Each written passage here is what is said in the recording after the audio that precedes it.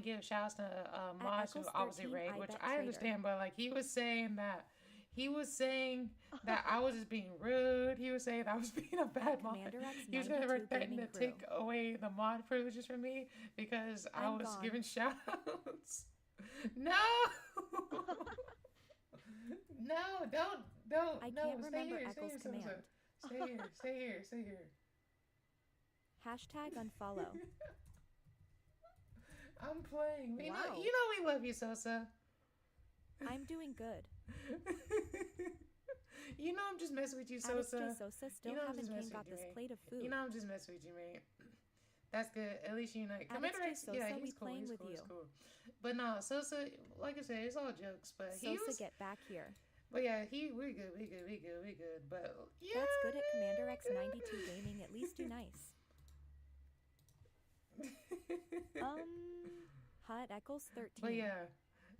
But yeah, we just joking. We just joking. Boo woo. Yes, Okay, like I said, good. Sosa's cool. Sosa's good. Sosa's cool. You know, we just that's Catch what we the do. We hand, always joke Sosa. around. We always joke around. Oh, you cooking me sandwich and lock the door. We love Sosa. But nah, Sosa's cool. But let me play Oh, you Innocent Killer cooking for song. me at Savage Queen? Unlock the door Let me tonight. play Innocent Killer song, and I'm gonna play Sosa's song after this. Oops, that's not it. Let me play this one real quick. Let me play this one real quick. Hey, turn up. Also, number one told me to turn on my slow mode. Y'all don't like the slow mode on.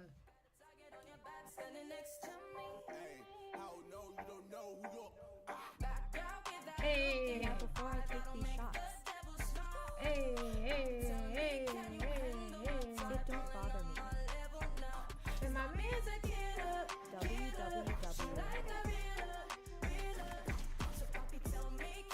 Turn up. Hell no, you don't know who you're fucking with. But you know the internet, I kill all of that. 20 million when I see the net, I made all of that. Even when I'm ill, I see the vet, I I'm got an your animal. shots at They know Savage I'm Queen. eating up the threat like I'm Hannibal. I got no reason to panic when all the money paid. Tailor made, wearing the money now that I'm feeling sway. Money made, now I can choose the weather on any day. Anyway, king of the drama, killing it every day. Oh, no, you heard it cause you always throw back. Rolling through the pieces on a Kodak. I'm the cat saving like a goalie. Wishing, but I know you fucking hate me. Back out, give her a look in the eye. That'll make the devil smile. Make it tell me, can you handle my time? Rolling on my level now. Cause my me's a killer. She like a reader. So can you tell me, can you handle my time? Hell no, you don't know who you're. Hey. Nah, you don't know who you're Okay, fucking now with. Sosa, Nah, your turn. Appreciate you, Innocent Killer. You know we appreciate you. Love Sosa. Time to put on that Chief Keef. Time to put on that old school Chief Keef. Fuckers in school telling me Hey. always in a barber shop. Cheek Keef ain't about this, Cheek ain't about that. My boy a BD on fucking Lamron and Let me see what's wrong last they time. say don't be nigga put on no work. Shut the fuck up! Y'all niggas Hey. ain't no shit! All you motherfuckers talking about Cheek Keef ain't no hitter, Cheek Keef ain't this, Cheek Keef a fake. Shut the fuck up! I'm God. I'm God. Y'all know that nigga got caught with a ratchet. Shooting at the police and shit. Nigga been on probation since fucking. Oh God. I don't Hey know Jinx, I'm coming to see you right now, Motherfuckers Jinx. stop fucking playing them like that. Them niggas savages out there. If I Oh, catch Jinx. another motherfucker talking Yeah, you be on the bullshit sometimes. Not all the time, but it be sometimes. I know the truth. Oh, now V's the one running off like she's a superhero. No. I don't know what you're talking about.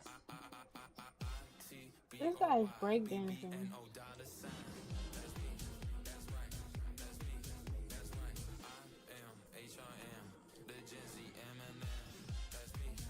Oh, I can't break that? Lame.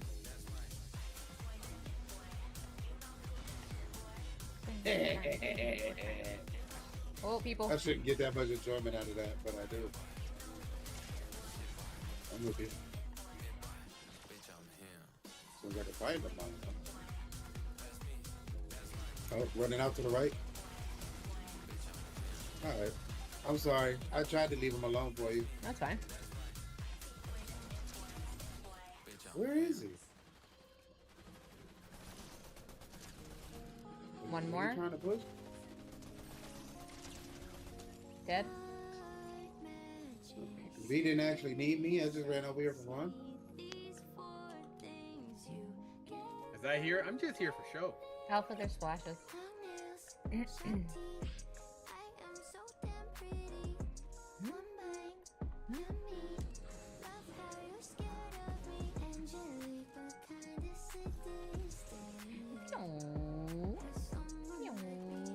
Oh, backpack.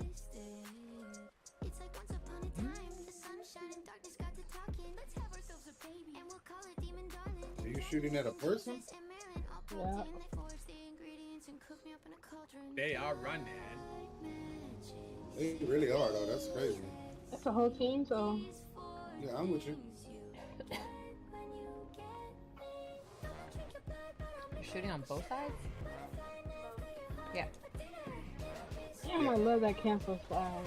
The ice chick. Her name's not Vanessa, it's Viessa. The only chick you can choose. Oh, okay. Alright. You stupid motherfucker. Don't ever come up here like that again. Nah, you don't get to crawl away. You get to die. Because you tried me. I have what are 3 people on me? I'm missing every fucking shot. I knocked 2 of them already. Okay. I shot the shit out of one just now. Alpha, you fight somebody Oh, I different? accidentally dropped my gun. Yeah, I got one. Yeah, we're missing. Oh, is this your gun? No, I picked it back up. Okay. I somehow accidentally Another picked up team trying to minis. cross the bridge. Another team trying to cross the bridge. Okay, I'm with you. Check your weapons. Reload. Oh, yeah, you should, right? Cross I the am bridge. terrible at this shit. Completely. Yep. Don't shoot that one. I don't think that's an. Oh, no, it is. Hit him for 75 blue. Yeah, hurt.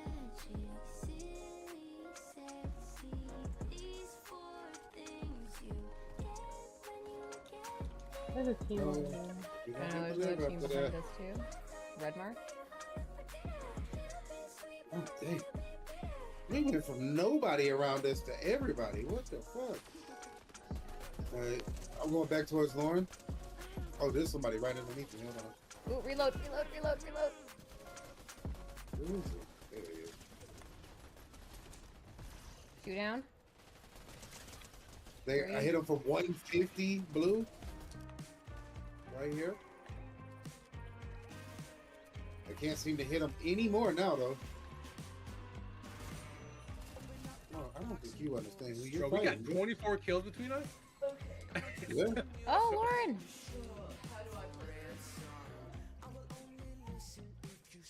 No! Oh, he's white. And I'm okay. Oh, you That's went fast down, then. though? Gotta touch him.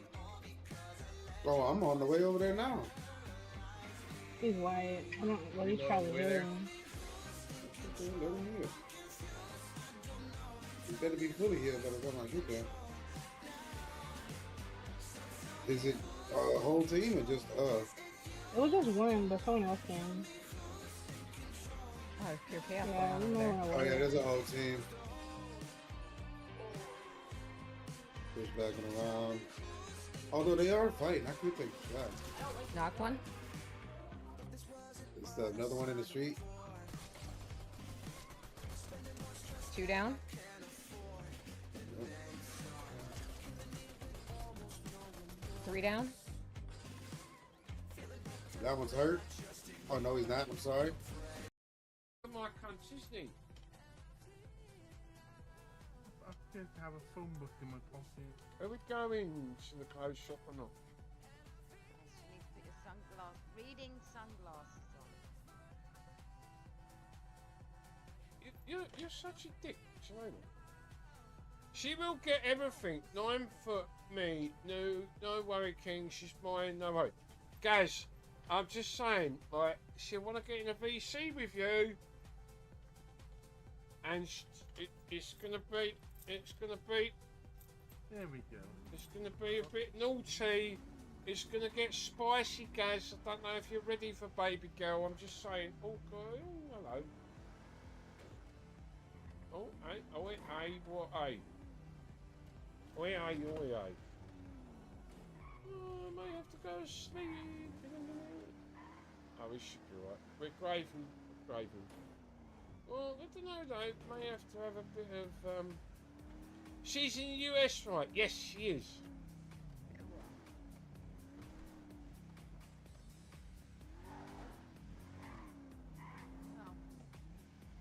Oh, it's alright. I was talking to myself. I do that quite frequently living with you. Come on, let's get them sunglasses. I know, we're going clothes shop. I don't know where Officer Daddy, or whatever his fucking name is going. Right, back in a minute, Officer Daddy. Hurry up. Fuck you, Queen Stupid Camp. I'm hungry. Who's driving? Fucking wreck. Right, I need to buy some clothes, man. Oh, hello. Right, I need some sunglasses. Buy clothing. Oh, W behind the fucking wall. Props. Glasses. Oh, hello. No, don't like them.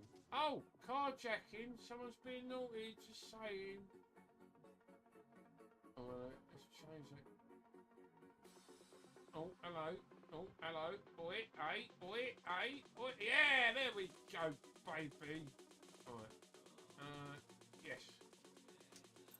We're gravy now. But Nick, thank you for being here. Got you up while I finally stream. Thank you, darling. Queen Stitch Camp. But Nick, hope you're having a fucking good time, my brother. Deep in, mother sucker. Be right back. Grabbing dinner. Thank you so much, my friend. Uh-oh. Twisted. Twisted. How you doing, Twisted Mikey? Tempest, thanks for being here. Hello, madam. How you doing? Oh, that's you with a W cold now. Thanks. Who's got a cold? She just sneezed on you. She didn't sneeze on me. Babs, you get in there, love. Just saying. She didn't sneeze on me. You sure that weren't David? Mind some stuff don't come out of his nose, though. Just saying. He had a good night last night. Who's David? Daddy, sorry. It's because you said you're Officer Daddy. It's Mike Hunter. No, it's Officer It's Daddy. not quick enough. No, it's not. Oh, right. Sorry, Officer. You said to me Oh, well. your name's Officer Daddy. It is. But now you said you're Officer's my cunt. What the fuck? Does that mean we get a discount? Larry Moore, how you doing, brother? Welcome in. Hope Mainly you're because doing they've done all well. the prices up. Rose Scully, thanks for being here, pretty So you just lady. get them for free. So technically, yes, you get a discount of 100%. How comes your voice has got deeper? What happened? Seat heaters are on. The what? The seat heaters. Seat heaters. Oh boy, oh, the seat heaters are on. Fuck you. Oh, no. Get a Five-finger discount. Let's go. 5 fingers. Yeah, can I have a 5-finger discount, not a 5-knuckle discount? I'll give you 1 finger discount. Hey, sounds like a good time to me. Wicked, let's go. I can serve you food. Oh, lovely. Have you got any vegan stuff? Vegan chippies. Oh, are they fried in gluten-free fat or what? Lovely. Right, this establishment. Very nice, sir. I'm going to wait here. I would like to offer you selection, but you only get 1 thing. What? Just chips? Say it. You got any rolls or what? Chip shop. I like No. it very much. What? It's What? How am I supposed to have a chip butty with no rolls, you cunt? Can I What? have fish and chips, please? Yeah, Extra large. yeah, but what do you want though? Haddock Place, pollock, cod. What do you want, darling? I mean, you do like a pollock.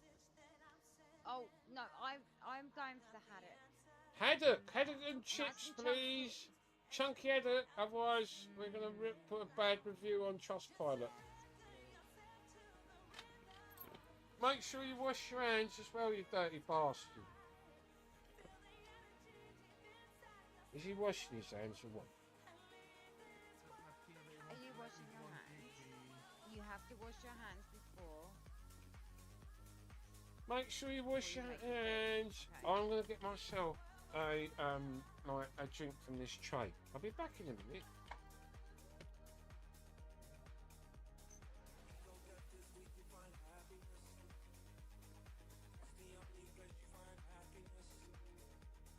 Excuse me, can I have extra sauce on my chips, please?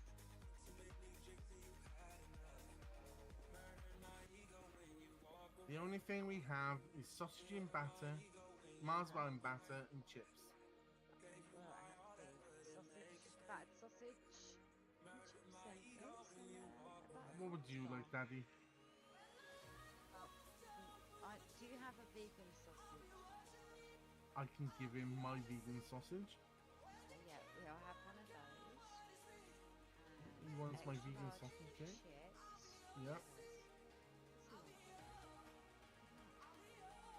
And he will have some extra large chips. And he will have 5 battered marshmallows. So 5 of everything.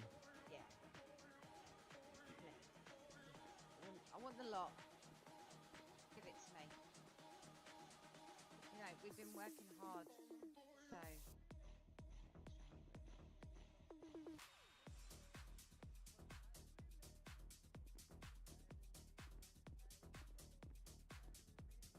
Can I have a large sprunk?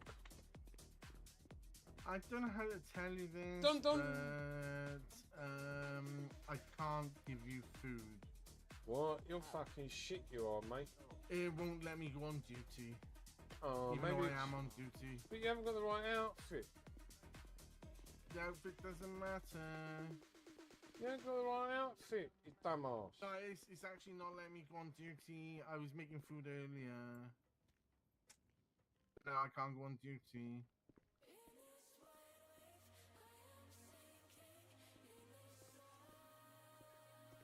All the food.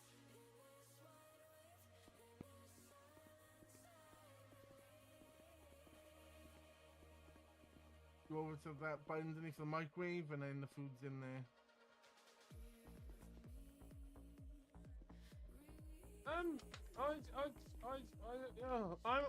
I thought you was treating me to fish and chips, sir. It's all made, but it won't let me go on duty. I can't help it.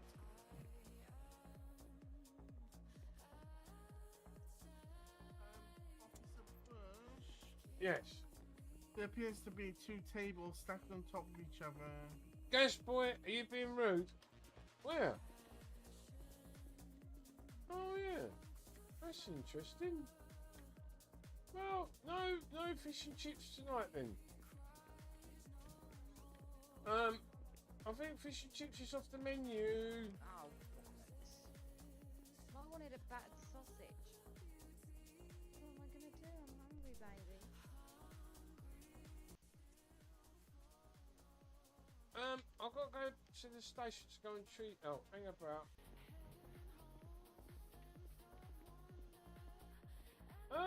You should be gravy now, apparently. Thanks, brother. Get him to try and clock on now. All right, brother, we'll do. That's yeah. Can you clock on duty now, Mister? It's not working. It says I'm on duty, but I can't do anything.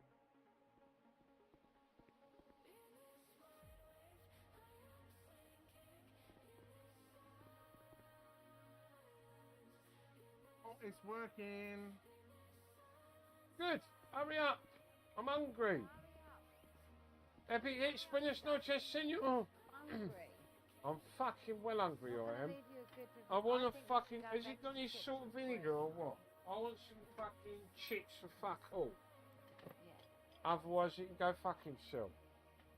Officer Mike. Oh no, he's not at the moment, is he? Thanks, Mr. Joe. Yes. This was a him problem. Just saying.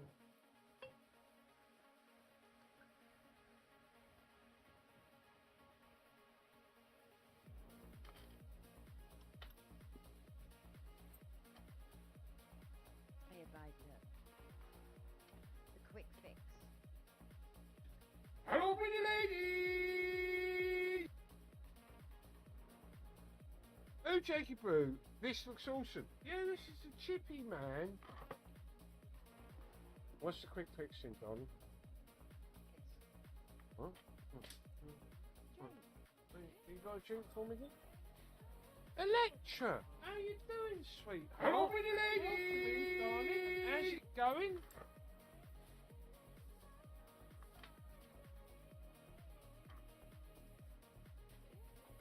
I thought he made loads of fucking munchies. You would have thought he'd have had some in his pocket, wouldn't you, really? Oh, yeah. Look, thanks for being here, brother. Appreciate you. Or put him in the boot of his car, maybe.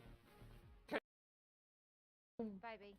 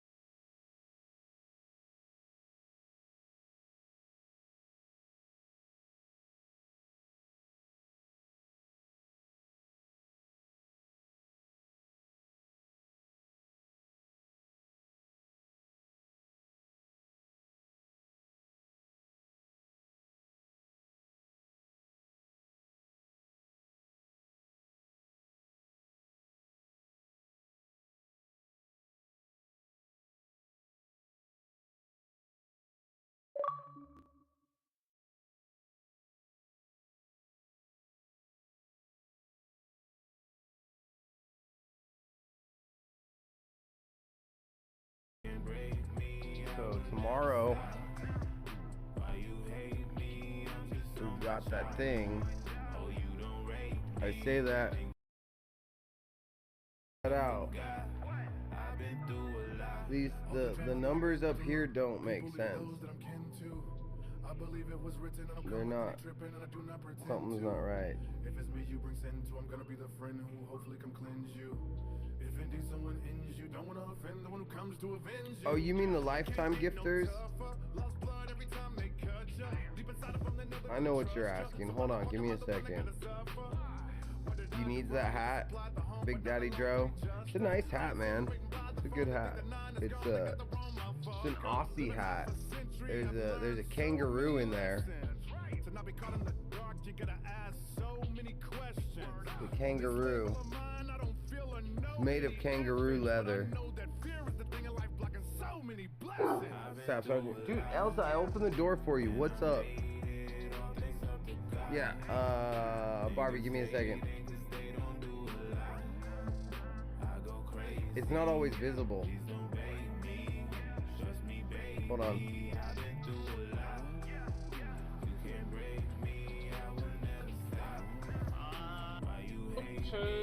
Because, like, I don't really want to look like meatloaf. Not really. Just like sort your face out. So otherwise, if the wind changes, you'll stay like that. Just saying. Alright, I think if you refresh, you'll see it. How you doing, brother? The king is here. Welcome in, my bro. How you doing? My favourite king on kick. Thank you so much, Vent Money, you fucking legend. Gang. Yeah, they can turn them on individually. Yeah, I keep the lifetime off. Oh, sassy. Well, usually someone else's. I know. Yeah, I think that'll suit you. Yeah. You look normal now. Where's your sunglasses gone? Hell, girl, thanks for being here. Why don't you think about putting them back on?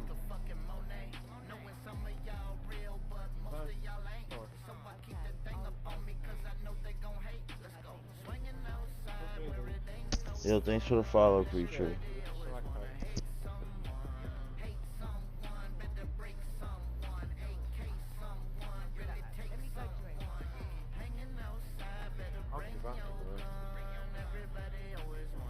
Talk about Terry Two-Face. Lady Banana! Hello, Banana Lady! Yeah, but I'm not getting none of that. I've got to go back to the cop shop and go on duty again. Excuse me, sir. Well, he was. And he's driving an electric car. Elsa, what is wrong? It's a bit rude, isn't it? Let's fucking go, Vent Money. Hope you're having a good day. Where's his hat, man? Elsa, what is wrong? Where's the discharge of the firearm? Who's come?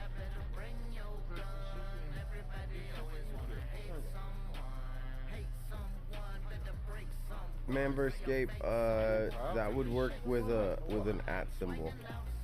I think. Oh, it half worked. It did half work. Sorry, a bit busy. I'm on duty. There's no time for petting. W! You said you weren't on duty. I'm not.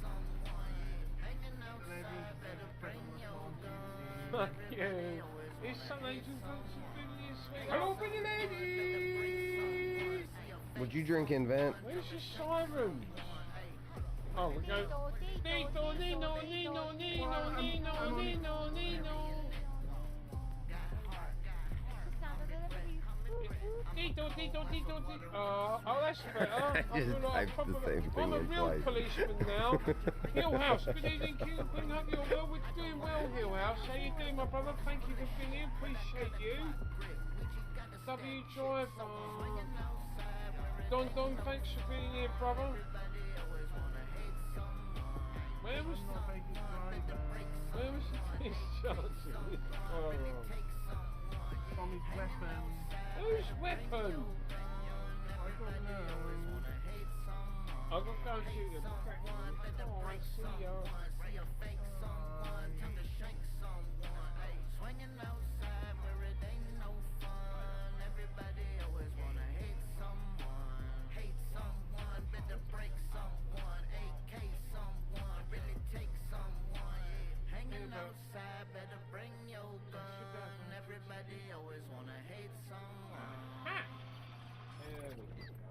Let's check my phone.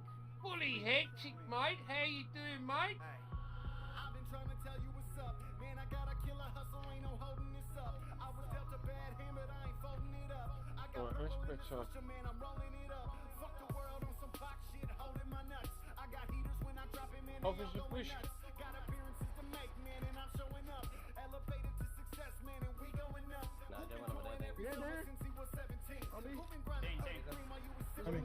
Coming.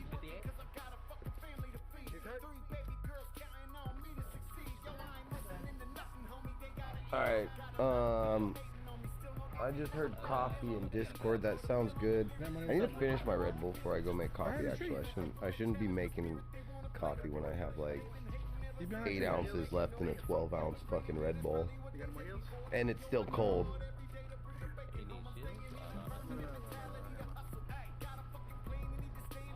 Drew, love the vibes. Thank you so much.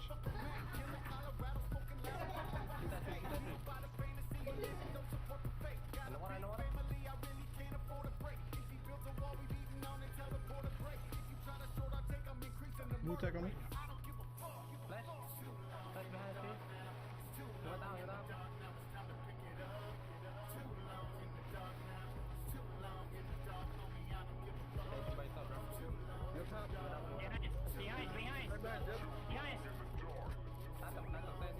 Behind. I need help. Hit him twice. Down.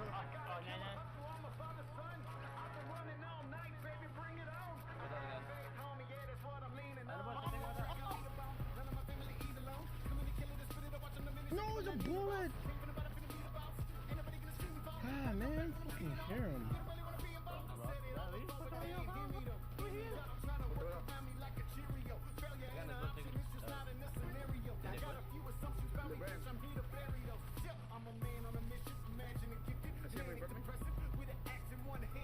$222.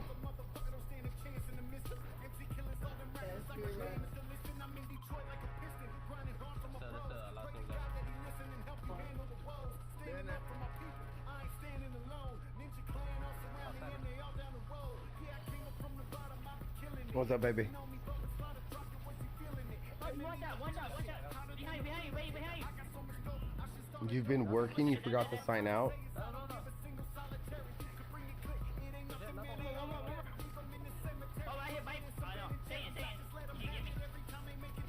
You forgot to do something you needed to do.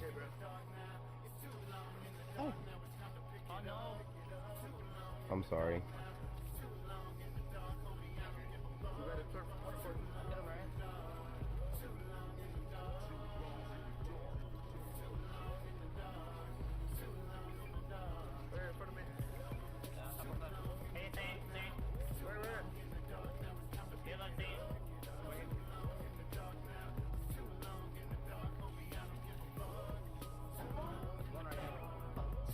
I need some blue.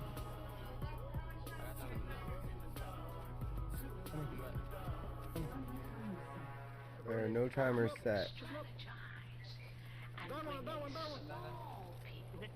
Into world notoriety. Some of you can attest that God takes the insignificant, Broken, oh my God. the ones that no one thinks would be, Push the guy to the right, push the guy to the right. places his hand Push the guy to the right. and causes them to reach high. My overlays are That one? wrong. I'm not saying what the. That one? No! Right here. Jared, to your left, right now. Yes. I need these two. I need blues. Yo, let's go. Alright. Elsa, you feeling better? Stop barking at me. Hey, don't forget we got merch. We got all this like beautiful fucking merch. In fact, you too can have a shower curtain with my face on it. That's right. You can get a shower curtain with my face on it. Why do I not have a command with this yet? Hold on. Give me a second. Hold on.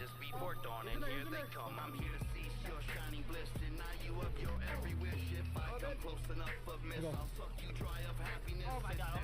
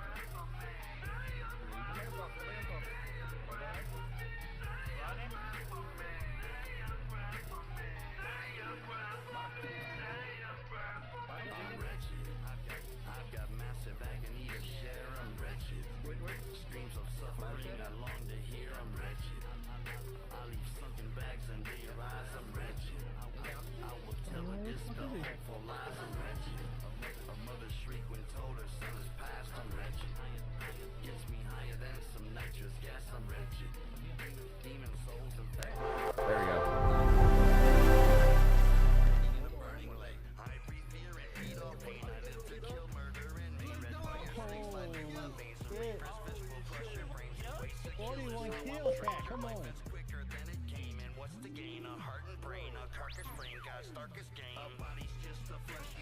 15 assists. I got 15 assists, chat. I got 15 assists. You're already back with coffee? Oh my god. I don't know. Is that back?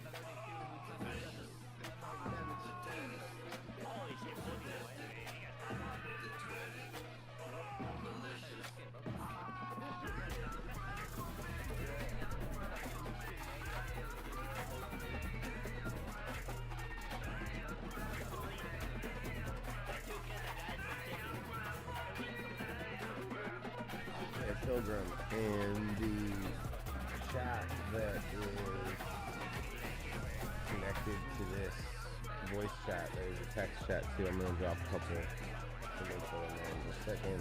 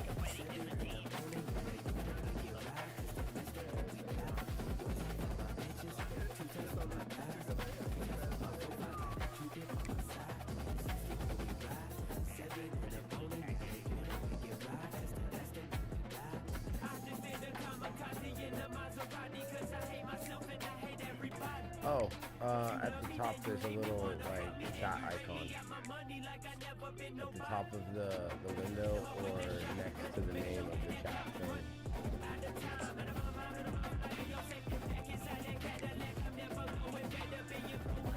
What's up, Grandpa? Appreciate you still in here, man. We just look, guys. All you motherfuckers, man. Much love, much love.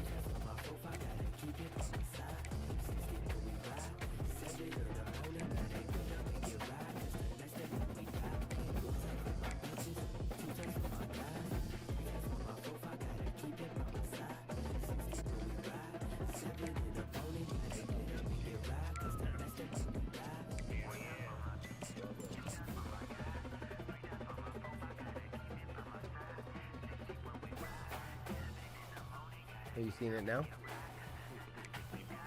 Okay. So again, I mean, I don't know how reputable that company is. I was just doing more research and I saw it, and like it doesn't list multiple devices, but that's the one I was talking about that I found that you might be interested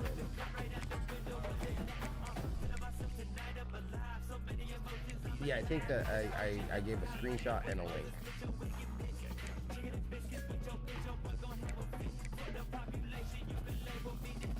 No, scroll down further. Yep, scroll down further. Then you'll see the endpoints. They're trying to sell their cloud servers first, their cloud OBS servers, but then they also got endpoints if you look further down.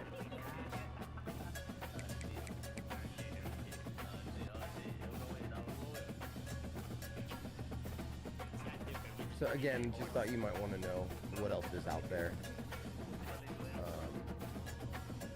Not vouching for the company, just telling you of something else that I found that meets what you were looking for. Potentially. Just for your info. I'm still waiting for that other one to be available. Oh, are you looking at which areas they have? I honestly don't know.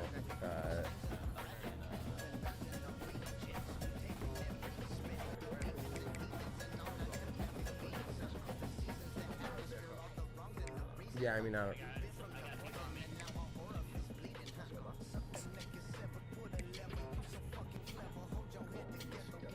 Again, just it was research that I had done that I thought you would benefit from having that information that was just shared. That's all. Yeah, no problem. One love, FPS Skunk. Cheers. Cheers indeed. We're always multitasking.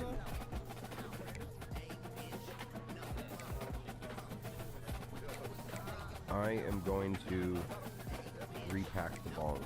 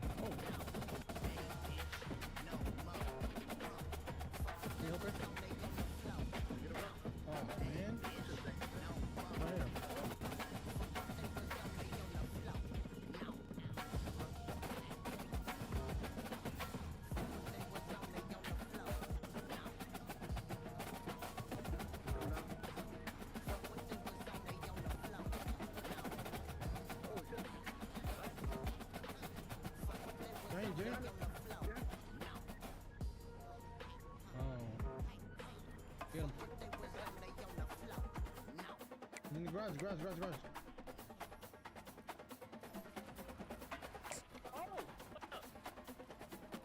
Above you, J-Win, above you. Above it. Oh my god. Damn, your last one. Keep on top, man.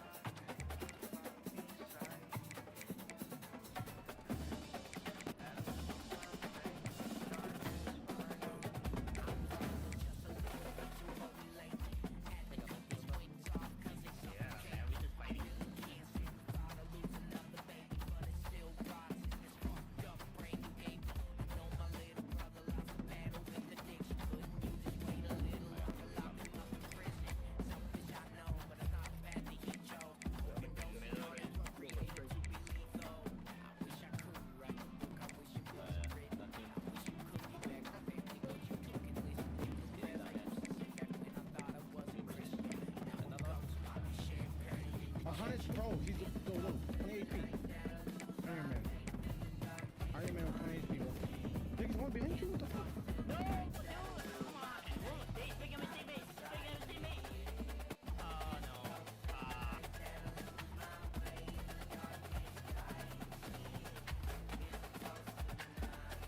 He's gonna kill me. No. Oh, I'm dead. Oh my god.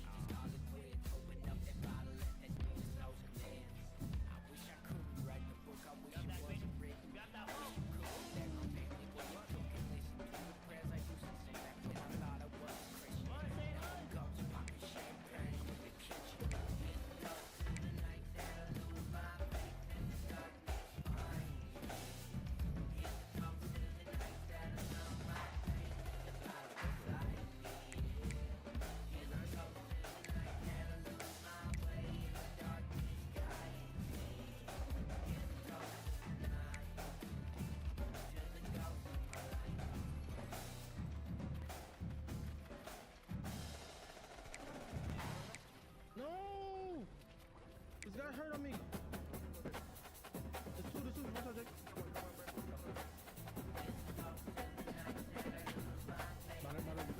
Basketball.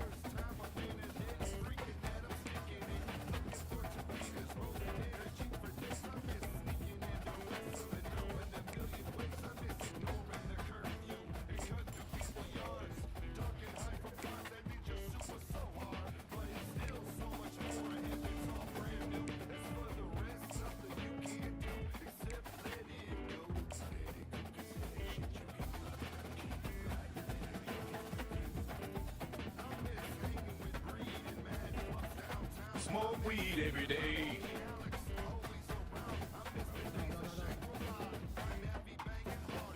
Dude, I literally was just saying I really want to, and then my fucking TTS like fucking speaker just said smoke weed every day, and I'm like, all right, you know what? That's not what I was gonna say, but that's close enough. All right, let's fucking go. I've got this packed. It's packed and ready to go. Let's fucking go. Claim those points. You can claim an additional 1,000 points every 24 hours. It also gives you a link to the Stake Daily dollar thing. So if you happen to actually have a Stake US account, you could theoretically time the two so that when the command's available, the other thing's available. Gamble responsibly either way. Whether you're gambling here with points or whether you're gambling there. Cheers. Cheers. Pilgrim, are you still there in Discord? I think I... Yeah, sorry, I switched gears right after I shared that link to you, and I think you were talking about their white glove approach of and the help documents that they provide, and that was about the time I was switching gears and took my headphones off. Sorry about that. Yeah, exactly, and that, but I didn't really tell you, so that's why. So you see how I meant like you might get like less support, but less money too? Yeah, yeah. Right.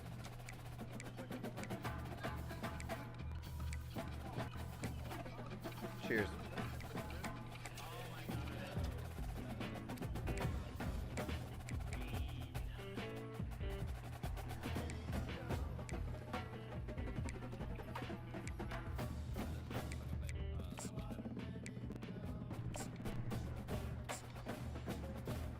Yeah, no, that plan that they're trying to upsell to, that's more like the whole cloud server thing that I'm running.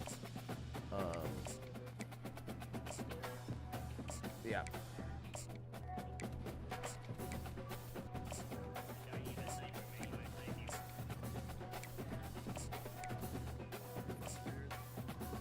Right. And you have different URLs in what's it called? Hold on. Classy gentleman, love the shirt, brother. Dude, use merch. Oh shit, I'm sorry, dog. I'm sorry, Elsa. Use the merch command in chat. This shirt is available on the merch. Just know, I grew the plant. I took the photo. I put the photo on the shirt, and now some other company is selling it, and I get a cut. I mean, it's, you know, it's how the Teespring type thing works, you know?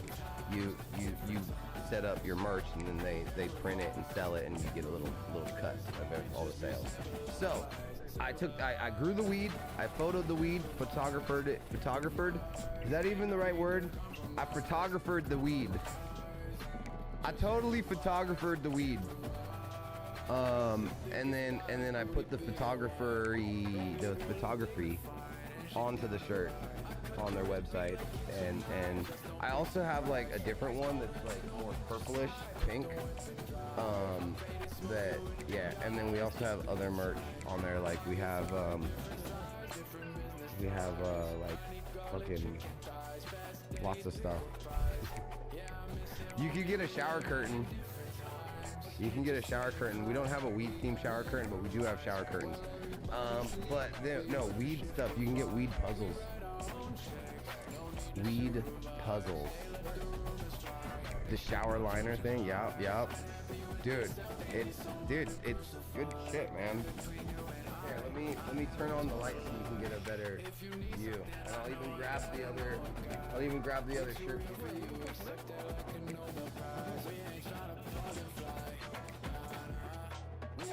Alright, so like the back of the shirt.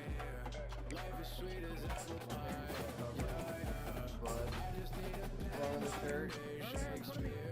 It's got some blood on the right here. You know, it doesn't connect 100%. Okay. I mean, I didn't line it up perfectly on the sides. You know, it doesn't line up 100% in the middle, okay? But, like, I'm not an artist. I took a fucking photo of a plant that I grew. And then, like, here's the other one, the purple one that's to the front. It actually has a different picture on this one than the back. The front is a different picture. It's the same plant, but it's a different picture. So, this is the Funky Rosativa strain.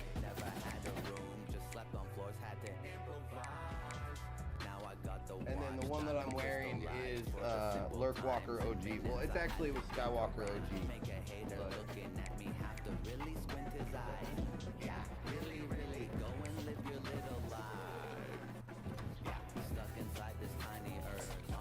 and they're super comfortable. The printing goes all the way to the edge. Like, you see here that it folds down, and the printing goes all the way to where it folds over. Like, it's all the way to the edge printing. Absolutely all the way to the edge.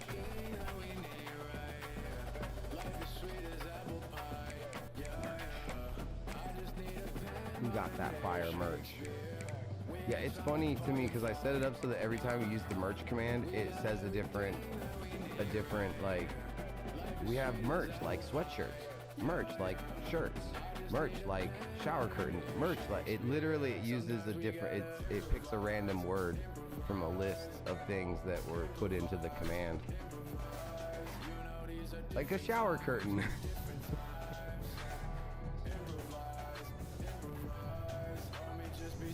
I tried to randomize the command a little bit there.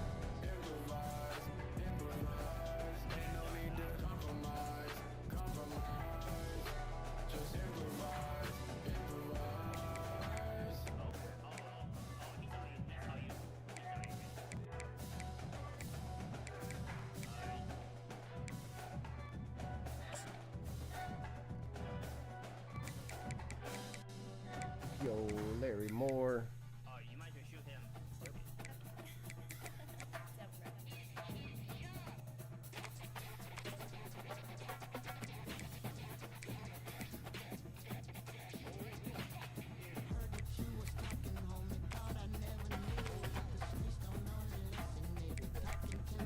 I still gotta finish this before I can make coffee.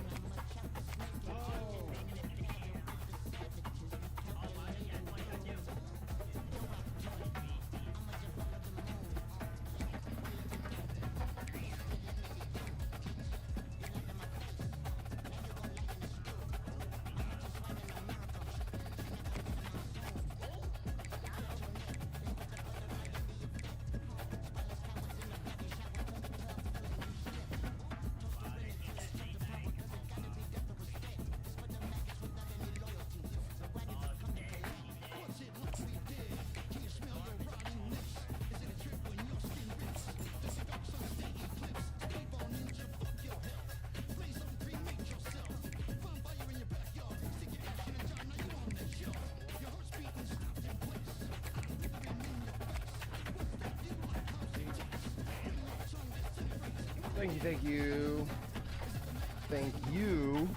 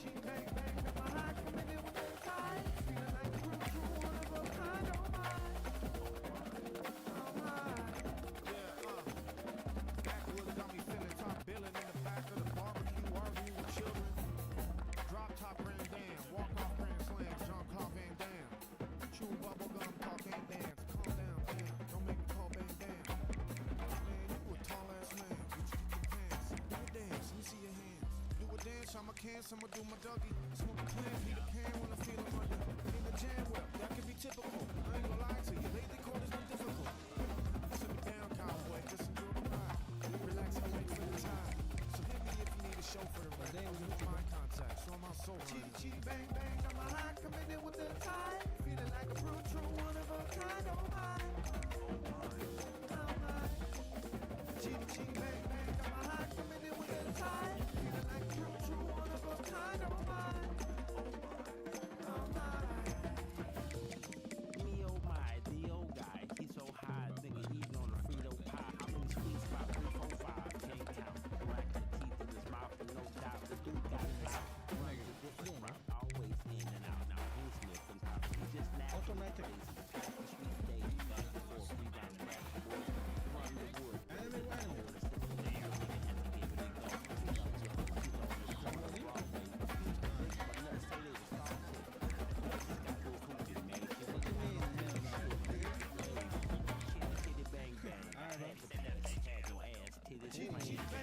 Smoke weed every day.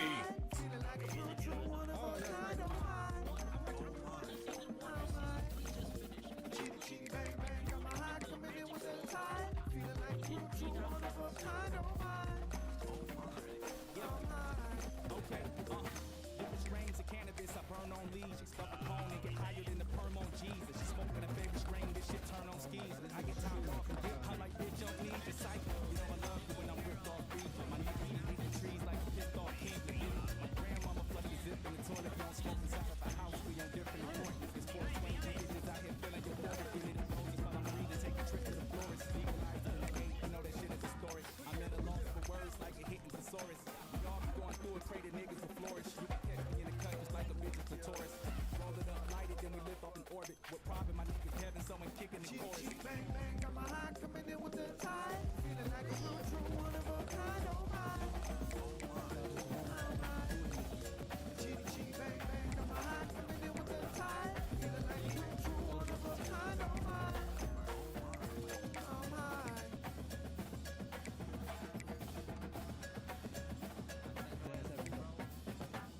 Get in that bush. Scientists determined that dark matter should have a speed of 54 meters per second, or 177 feet. Sometimes it is so faster than a streak of light. Hey, you ever had a day when you was back and money stacking, nothing happened and you killing them? Your energy was all the way together, you ain't even got a problem, and don't mention them. I'm talking way too good to be feeling what you feeling, so the paranoia really comes. Then the negativity come out, I know it when it hit you and fucking be equilibrium. It's like I'm telling them, maybe follow your lithium tickets, I'm like an interim, and follow the interim, baby, I'ma get rid of them, say you gotta be sending them, maybe not, but the feeling of day, gotta be sending them simpleton.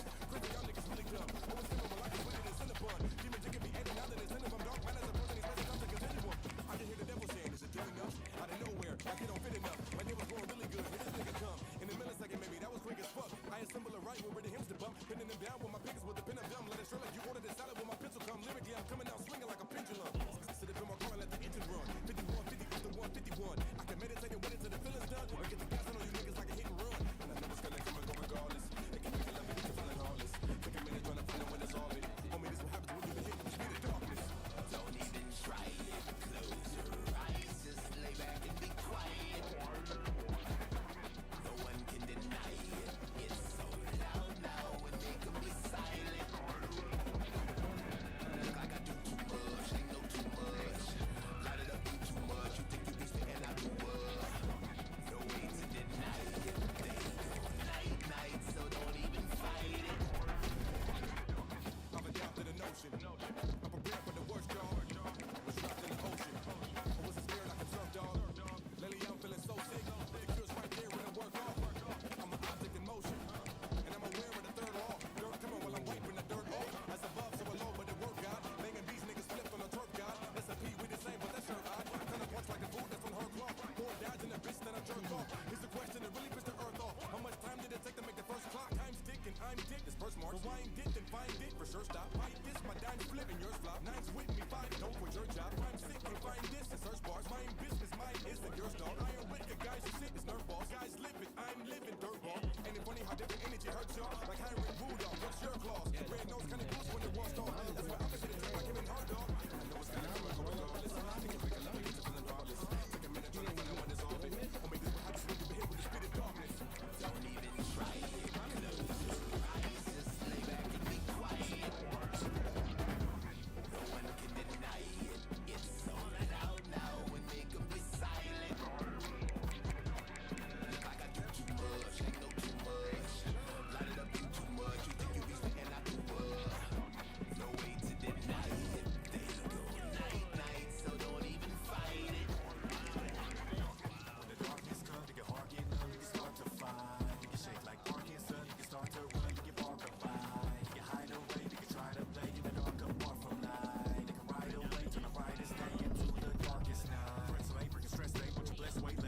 Yo, time, rest. Love the hat, bro. Thank you so much. Appreciate you.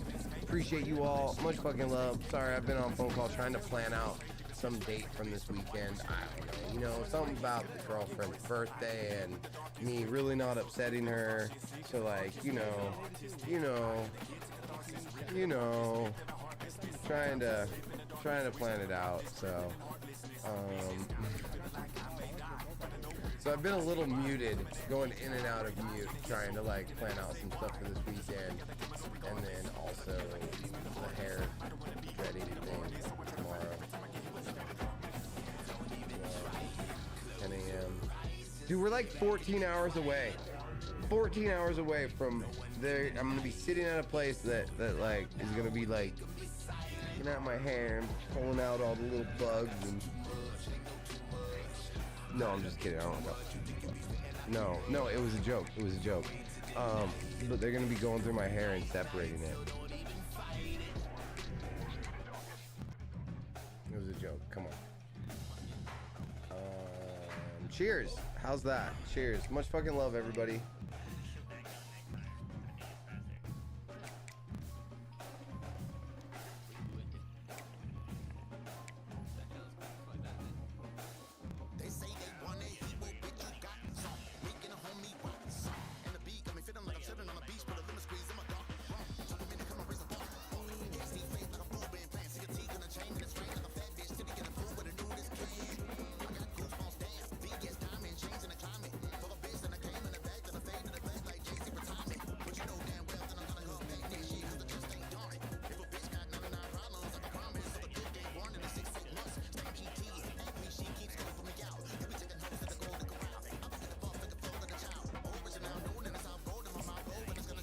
Stay a while and listen.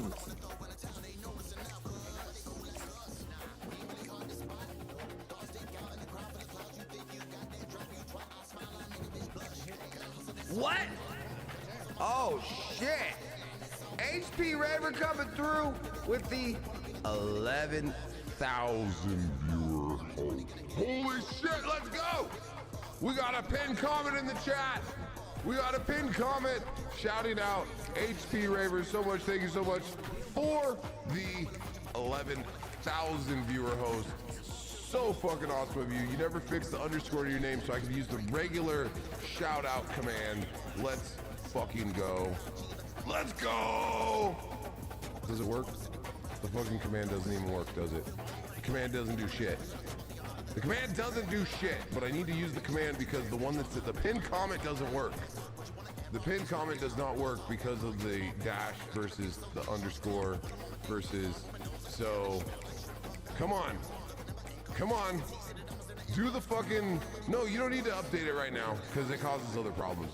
But, whatever, fuck it. You know what? I'm just trying to get a shout out that actually works and none of it's working.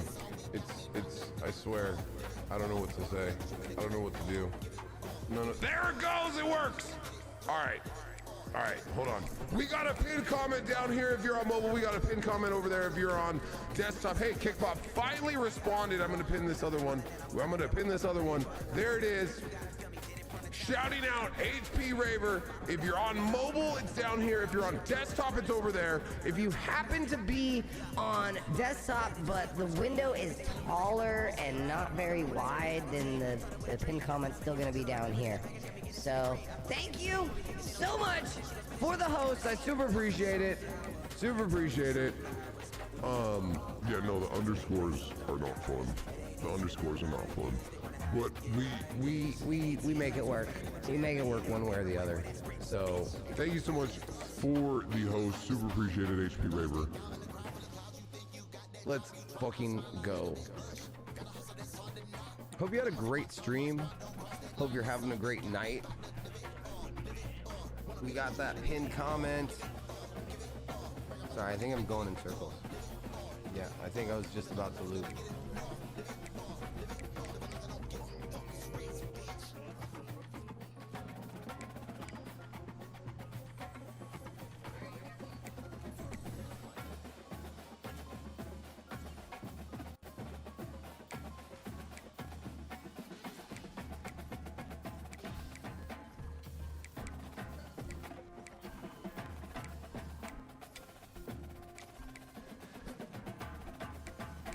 S Broads, you've been talking to me for an hour with no reply. Bro, I'm so sorry.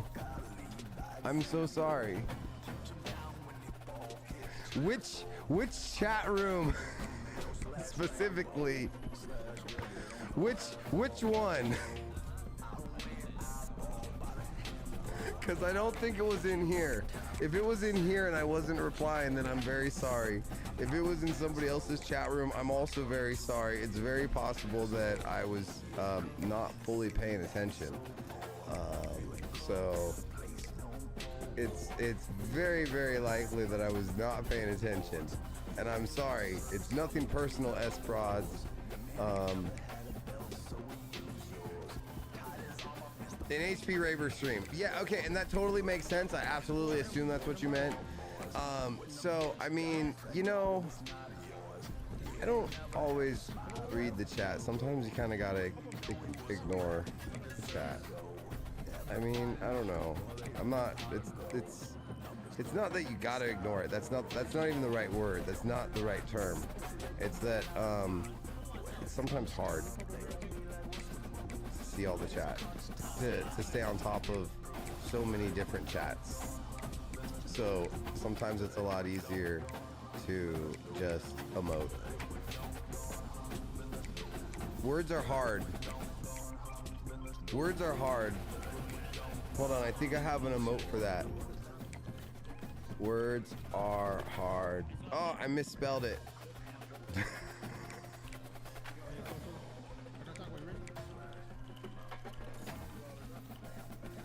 Words are hard.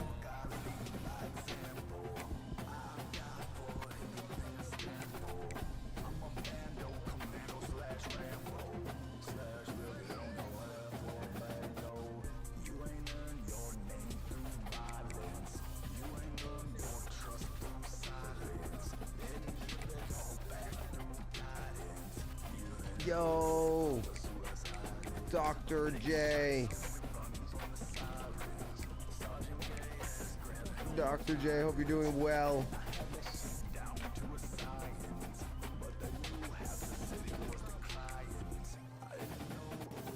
Bro.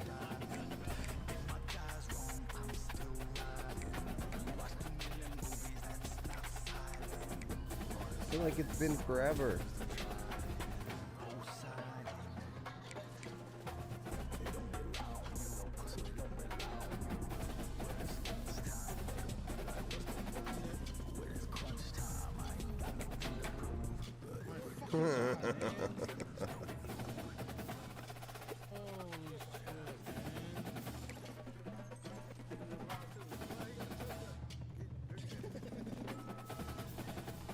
Everybody loves Dr. J.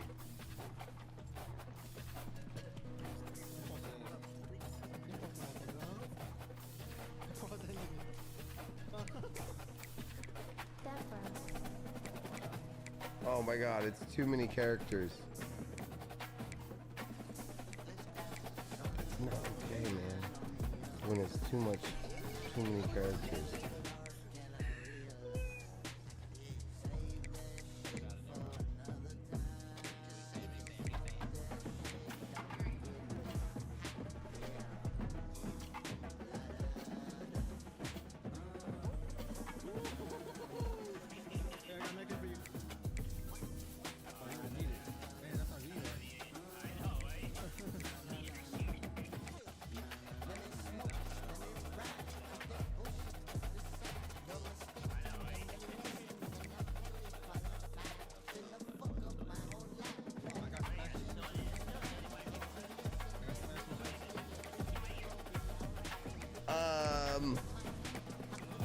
No, I haven't been keeping up. I have not been keeping up. I try to ignore drama in general, but it doesn't mean that I don't want to know. But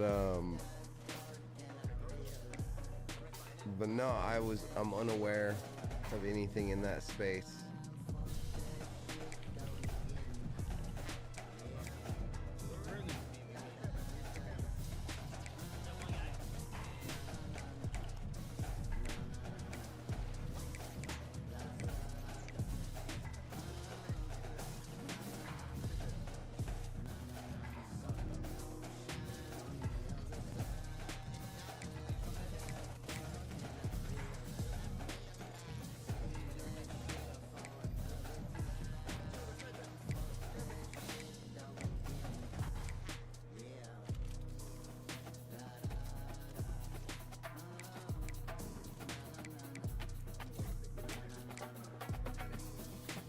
It's interesting. What reviews? What I'm like.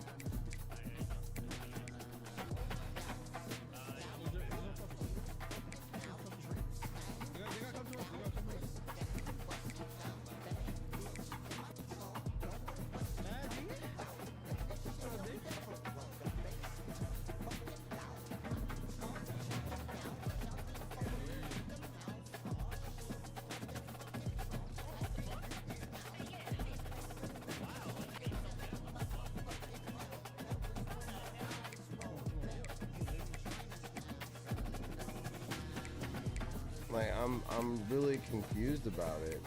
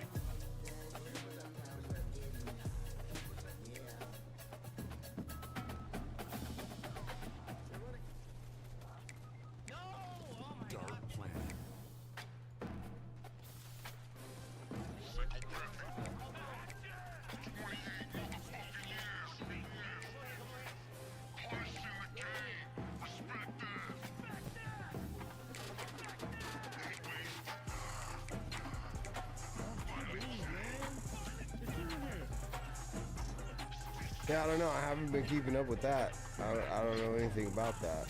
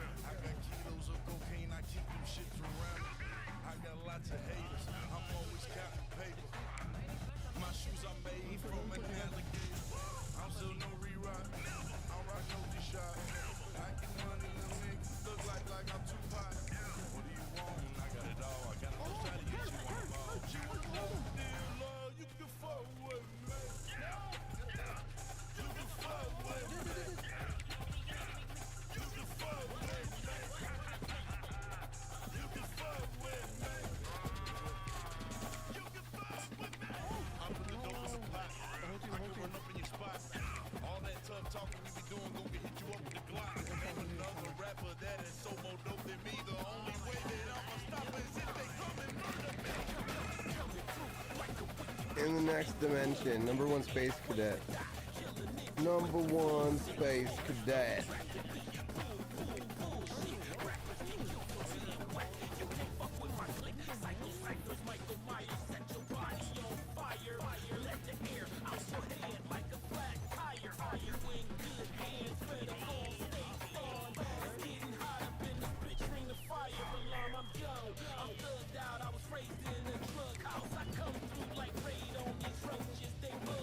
Your girlfriend get dug out, his blood on the rug now. I'm turning your power.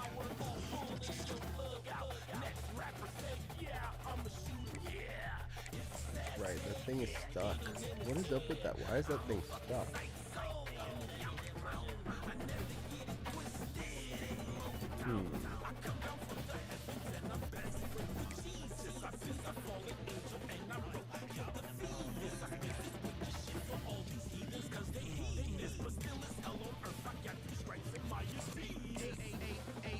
Ways to die, bruh. I'm an eight-legged spider. I walk up with an AK and light up your concert. Just killing anyone that's happy you alive. If you survive in a suit and tie, you getting crucified. With a nail gun, motherfucker, my dick so big that it look like a whale tongue. Mac 11, leave the trouble like a bunch of bit. It's the middle of the map, Kansas City, where I hail from. Everybody fuck with me. I rip so nice and fast, kid. If you ever fuck with me, I dip your wife in acid. I'm with that dark juggalo clear. The incredible Hulk of some Mark Ruffalo shit. I got a big hard buffalo dick. I might start pumping your chick. I'm a motherfucking lunatic. I pull the skeleton. I bet your mouth is like a bunch of elephants up in a stampede. Sticking a fucking plate up in your lung and you can't breathe. Bring them rocks out. Suck a brain about to get splat now. Bring that map out. I'ma put my city on the map now. Sin City on blackout. Extension cords in that trap house. We done made our own power lines. Turn a bando to a cat house. Talk that shit now. When you got a chick with a dick now. Turn around, flip now. Just enough for you to get dick down. Hop like that now. 17 tap now. 17 racks now. Shorty ass clap like a black bound. Let them pop that shit, won't pop that shit. I bust them in they shit. I pull up, I'm big, you don't want it, but you finally got some grip. You can wait to hit the lottery. I'm about to hit a lick.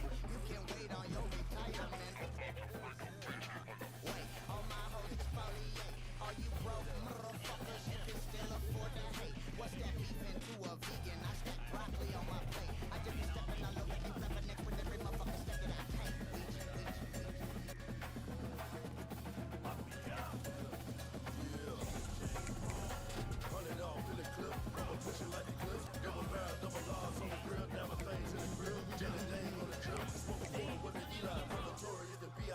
Strap before I hit a gun ID.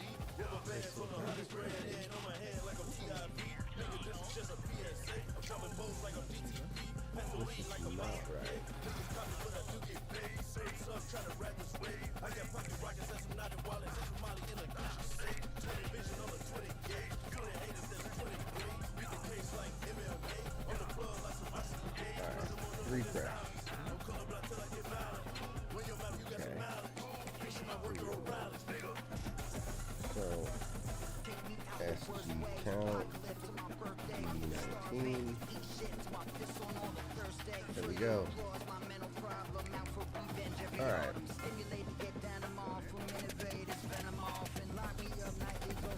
When you don't like me, what's in my hand ain't my ID. At gunpoint, make you recite me. I see some demons that might be trying to fuck me or fight me because I wasn't wrapped tightly. Your heaven's gated black Nikes. I'm in the house like a home invasion because the family needed renovations. Say ho, don't say amen. Say 6, 7, 8, 9, say 10. I'm a trap ghost in the iPod and the batteries we die gone.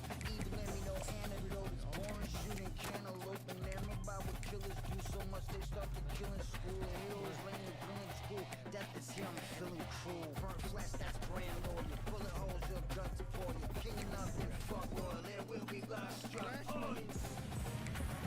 What, I'm Freddy Krueger.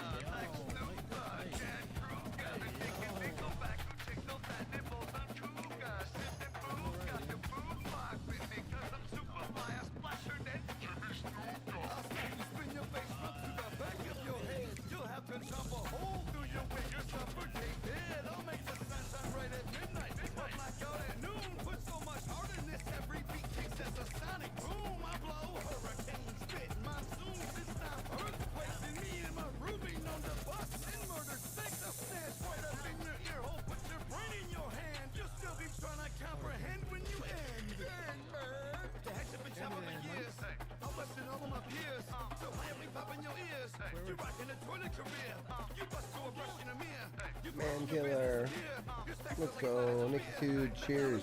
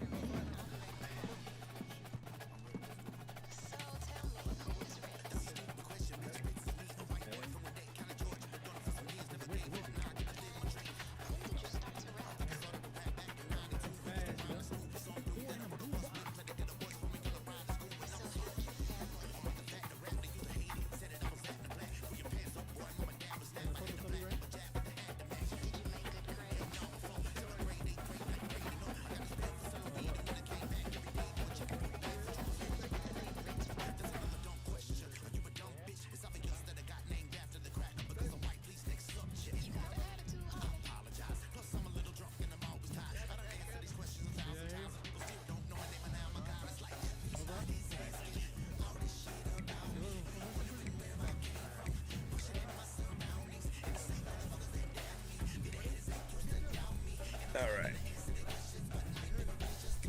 You don't know where that emoji came from? Which one? BDE? The BDE emote? Still grinding? That's what's up. Dude, Rizzler, I'm live literally 12 hours daily.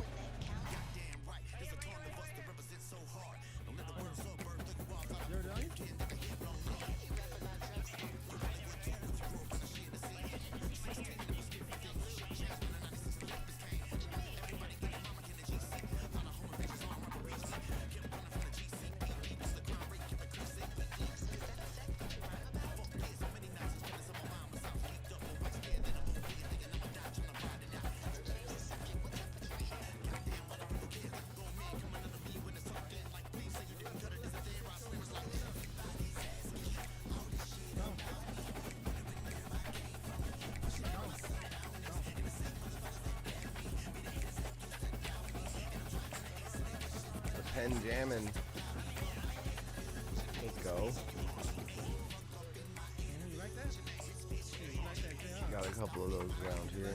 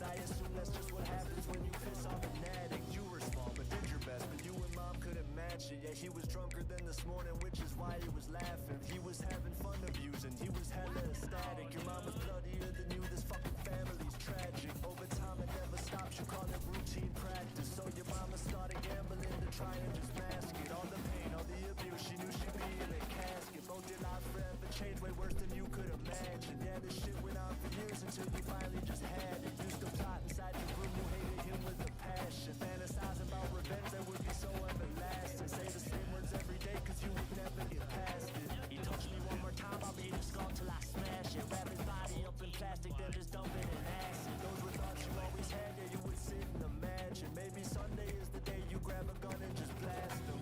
Settle down, mama, please don't worry. Pray to God cause he knows what's going on. If we leave, I know that he can't hurt us. Be strong, mama, please keep holding on. You say we gotta stay, but I don't believe you. I'd run away, but I can't leave you alone with him because he's gonna kill you. So I just gotta do this on my own.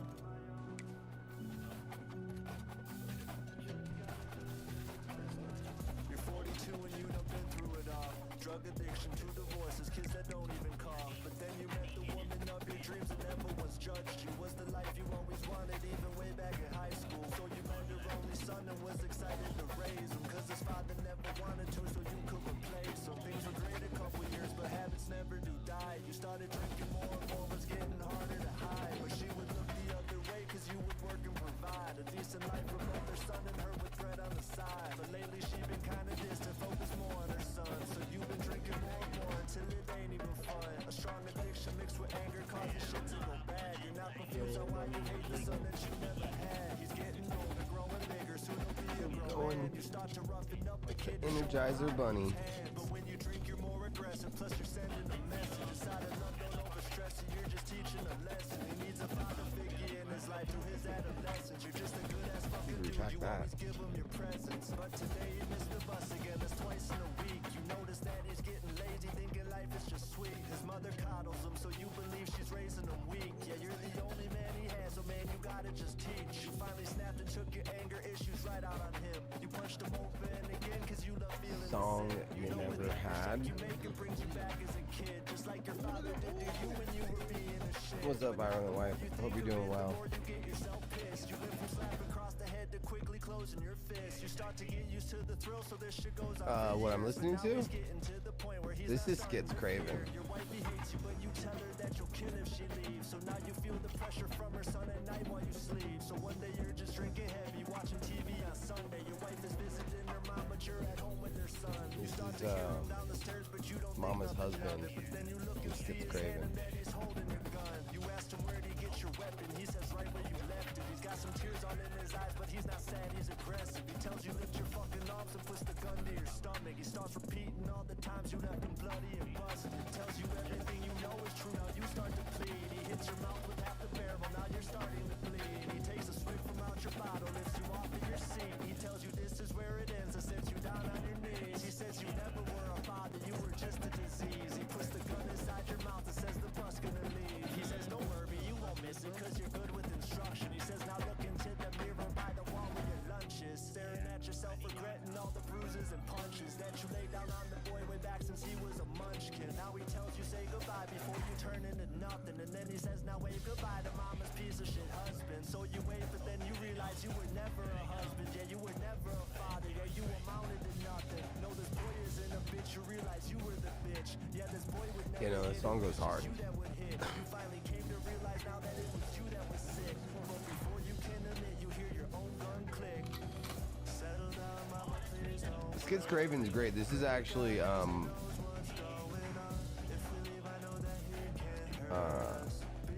way more. I don't know. This is way more deep than a lot of his other stuff. A lot of his stuff is absolutely psychotic and skits in nature, but this is fucking deep though. This is a track from 2024, Mama's Husband, from the Do You Hear Them Too album.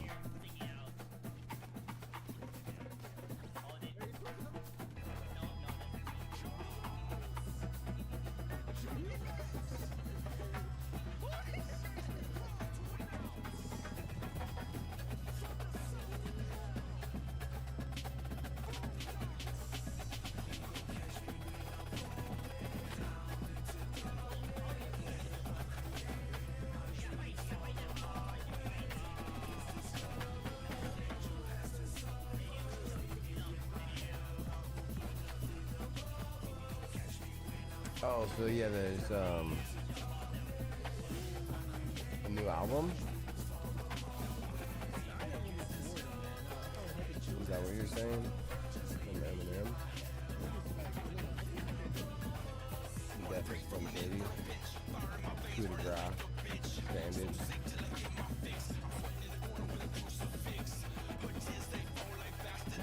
Oh.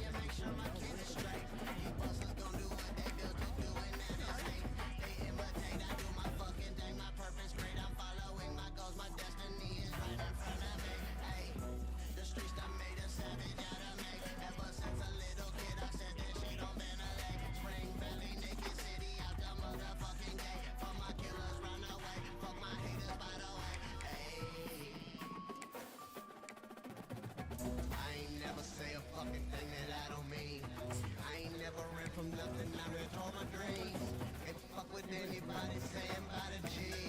I think I forget the shit I did up in the streets. Knocking on heaven's door, ain't nobody answering. Sitting here all alone, heaven won't let me in. Calling God on the phone, no he ain't answering. Where am I supposed to go? Heaven won't let me in. Knocking on heaven's door, ain't nobody answering. Sitting here all alone, heaven won't let me in. Calling God on the phone, no he ain't answering. Where am I supposed to go? Heaven won't let me in.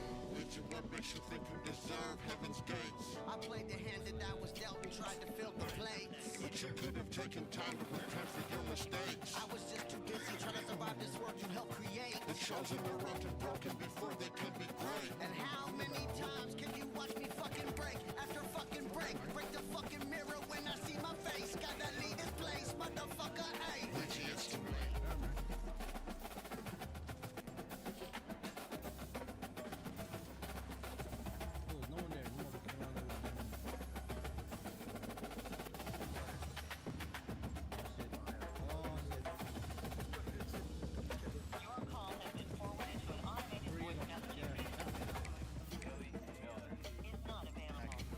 Can we talk to the chat?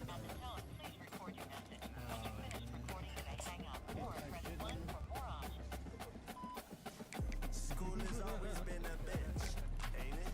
Dreading every day you're walking in. You hate it. I know you wanna pack or run away, but you know you ain't got no fucking money, so you stay. The year is almost over, all you do is count the days. The classroom's getting harder, but the bully shit is worse. You're scared to ask for help, or you might end Here we go, folks. Get ready. This is our game of the week, a matchup everybody's been waiting for. There's tremendous energy here in the building. And wow, do we have a fun one here ahead. A top 10 team walking into the snake pit of an environment, just trying to get out alive. This will be fun. And the Scarlet Knights will kick this away to get us going.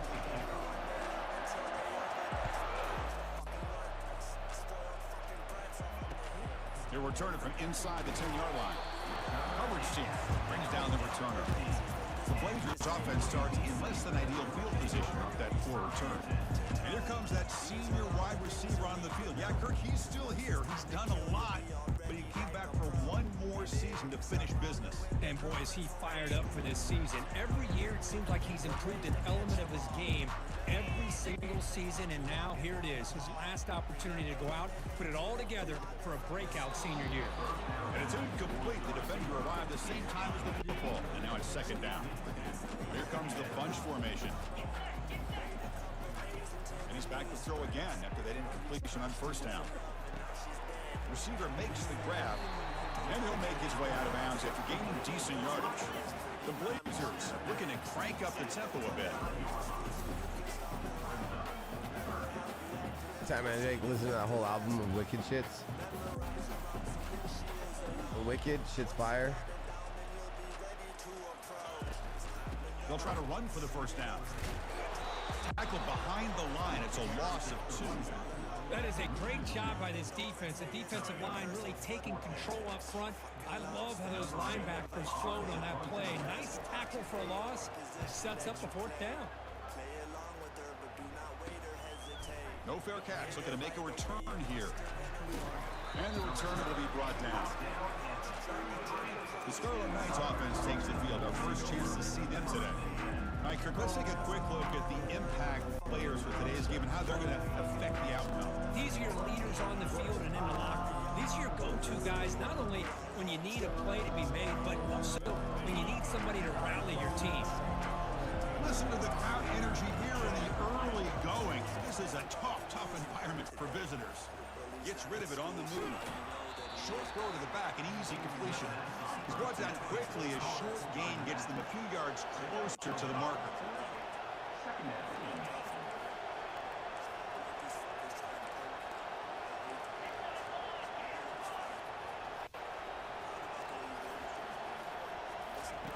They'll look to throw it here on second down.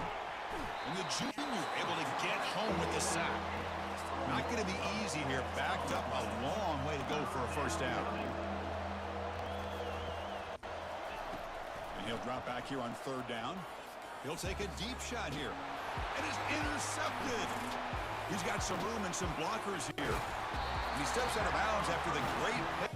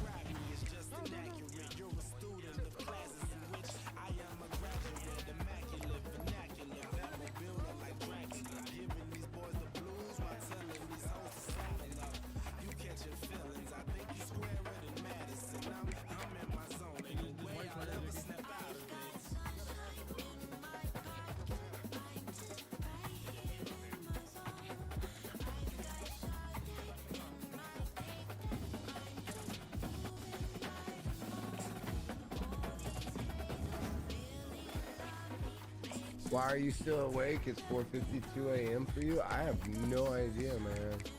Maybe because I've got really good music playing. Probably.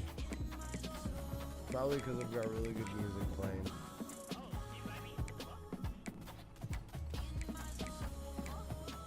just cheering my zone.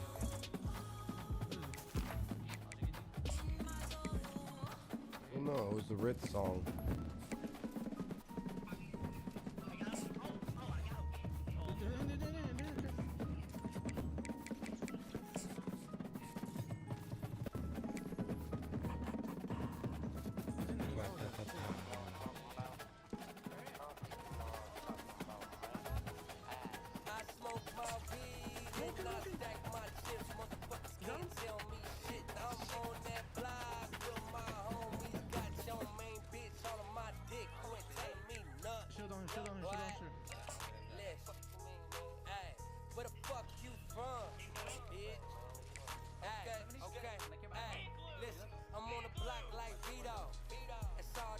Bruh, like...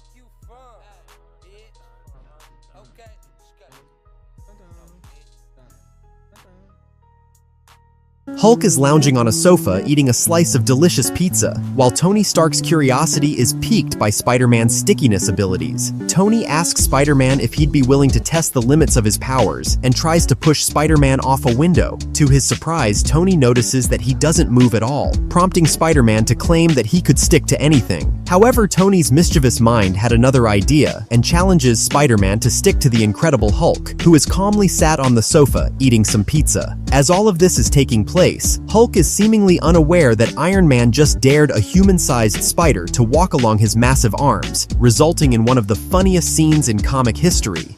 Hulk is lounging on a sofa eating a slice of delicious pizza, while Tony Stark's curiosity is piqued by Spider-Man's stickiness abilities. Tony asks Spider-Man if he'd be willing to test the limits of his powers, and tries to push Spider-Man off a window. To his surprise, Tony notices that he doesn't move at all, prompting Spider-Man to claim that he could stick to anything. However, Tony's mischievous mind had another idea, and challenges Spider-Man to stick to the Incredible Hulk, who is calmly sat on the sofa, eating some pizza. As all of this is taking place, Hulk is seemingly unaware that Iron Man just dared a human-sized spider to walk along his massive arms, resulting in one of the funniest scenes in comic history. Hulk is lounging on a sofa eating a slice of delicious pizza, while Tony Stark's curiosity is piqued by Spider-Man's stickiness abilities. Tony asks Spider-Man if he'd be willing to test the limits.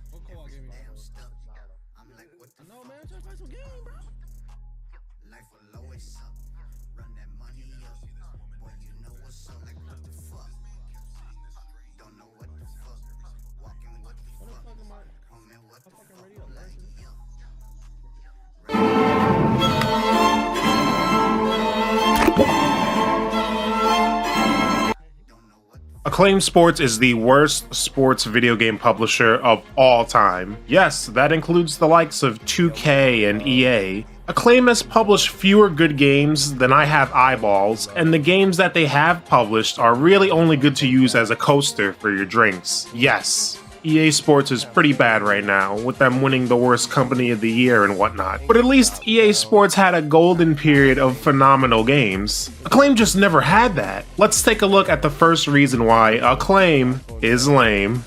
Did you see what I did there? NBA Jam exploded onto the arcade scene in 1993 and revolutionized sports games, as no sports game prior had tried to be this over the top, especially with the NBA license. The game was developed by Midway Games. You know, the guys who are known for that super controversial, brutal, and violent game, Jackie Chan Stuntmaster. For your own good, go home now.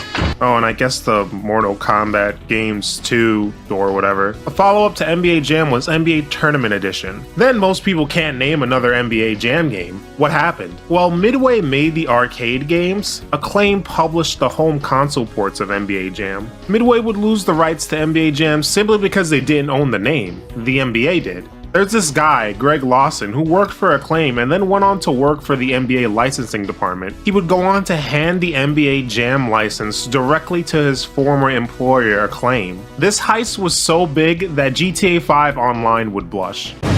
So Midway would continue on with the NBA Jam series, except that it can't be called NBA Jam. So they went with names like NBA Hang Time, NBA Showtime, which was a favorite of mine on the Dreamcast, and NBA Ballers, which I also like. Acclaim would continue with the NBA Jam name, and even went on to do annual releases. We had 2 different NBA Jam franchises going on at the exact same time, and one isn't allowed to be called NBA Jam. If only there was a 3rd series going on, we could have NBA Jam No Way Home. The quality of Acclaim's NBA games were so bad, it's no wonder nobody except losers, like me, know about these games. I mean, it could speak for itself. This is NBA Jam Extreme, even though there's nothing extreme about it. It looks like the basketball is extremely small. Seriously, it looks like these guys are bouncing around in orange. As I mentioned earlier, Acclaim would release these games with a year in the title, and they would also strip literally everything that made the series good by taking it in a simulation route. So not only is that a stupid idea, I had more faith that I would survive a jump off the Empire State Building than I do Acclaim making a simulation anything. There's a term I like to use called Acclaim jank, and I think you'll see what I mean by the end of this video. Just look at it. Look at how it moves, animates, and listen to the sound.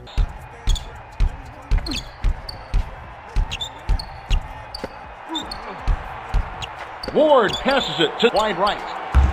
It's soulless. If Shang Tsung walked up to this game, he'd have nothing to steal. I have no soul to steal. Compare that to NBA Showtime by Midway, which was released in the same year on the same console. Lead is 2. Lets it fly. He can't buy it, but oh, that guy just took a shot. He drives it with a 3. It's just not fair, ladies and gentlemen. Look at NBA Jam 2002 on Game Boy Advance by Acclaim. Nicely received. I'll bet he didn't see that coming. Nicely received. Swinging on the basket. Nicely received. Bounce pass. Nicely received. Oh, that's gonna cost them. Nicely received. Nicely received. Nicely received. Nicely received. Nicely received. Nicely received. Nicely received. Yeah, everything about this game was nicely received, except the fucking game itself. Acclaim would try one last time to go back to the roots of NBA Jam with a game called, NBA Jam. And you know what? It was a fairly decent game. Nothing that'll blow you away though. It looks even worse when you realize that NBA Street Volume 2, which is arguably the best basketball game ever, was released in the exact same year. That's some tough luck right there. The NBA Jam series would eventually go to EA, who made an NBA Jam game that literally runs circles around all of this garbage. The $6 meal deal is here. It starts with Dunkin's legendary coffee, a toasty, melty bacon, egg, and cheese sandwich.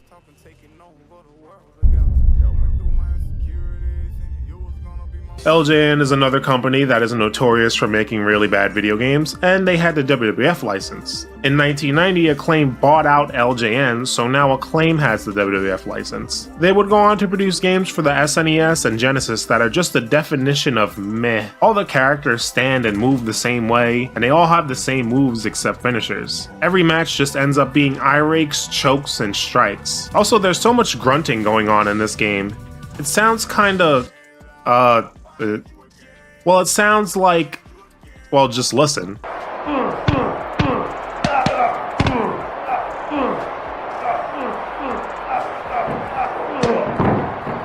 The main way you play these games is to grapple and then just mash buttons until the meter would fill up.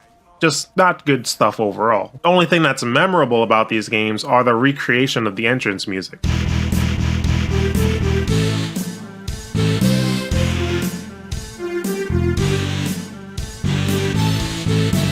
Eventually, Acclaim would make the jump to 3D with some truly bad games. Warzone and Attitude are really poor games. Instead of button mashing like a Neanderthal, you have to enter in fighting game commands in order to do moves. So yes, you would have to do something like left, right, left in order to do a hip toss. All of these games were not well received, and it would eventually lead to WWF themselves splitting up with Acclaim. Funny enough, WWE sued Acclaim later on, claiming that Acclaim still sold games despite their licensing agreement being over.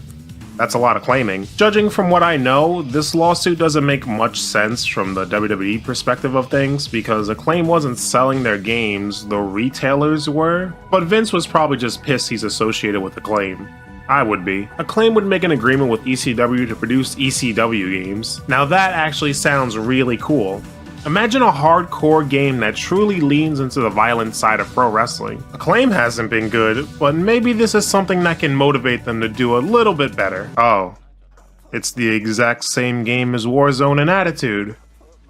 Huh. This is somehow less extreme than that NBA Jam game from earlier. You know, the one where you're bouncing around a damn tangerine? I'm not even going to comment. ECW would eventually go out of business, but Acclaim is not giving up on wrestling games just yet. They will go on to make Legends of Wrestling, a wrestling game that utilizes a bunch of legends that aren't tied to any WWE contracts. There are 3 Legends of Wrestling games, and the series at best is mediocre. I'll give a tiny bit of credit though and say that these are at least better than the Warzone games, although that isn't saying much. The first Legends of Wrestling game is pretty bad. The games just have that Acclaim jank all over them. The body proportions are just completely insane, with wrestlers like King Kong Bundy looking like he would have his own gravitational pull because he's so damn big. The sequel would improve on things a little bit, but the third game, Showdown Legends of Wrestling, was somehow worse than the first game in every way except the roster. I'd also like to point out that Legends of Wrestling 2 on the Game Boy Advance is probably the worst game on that platform.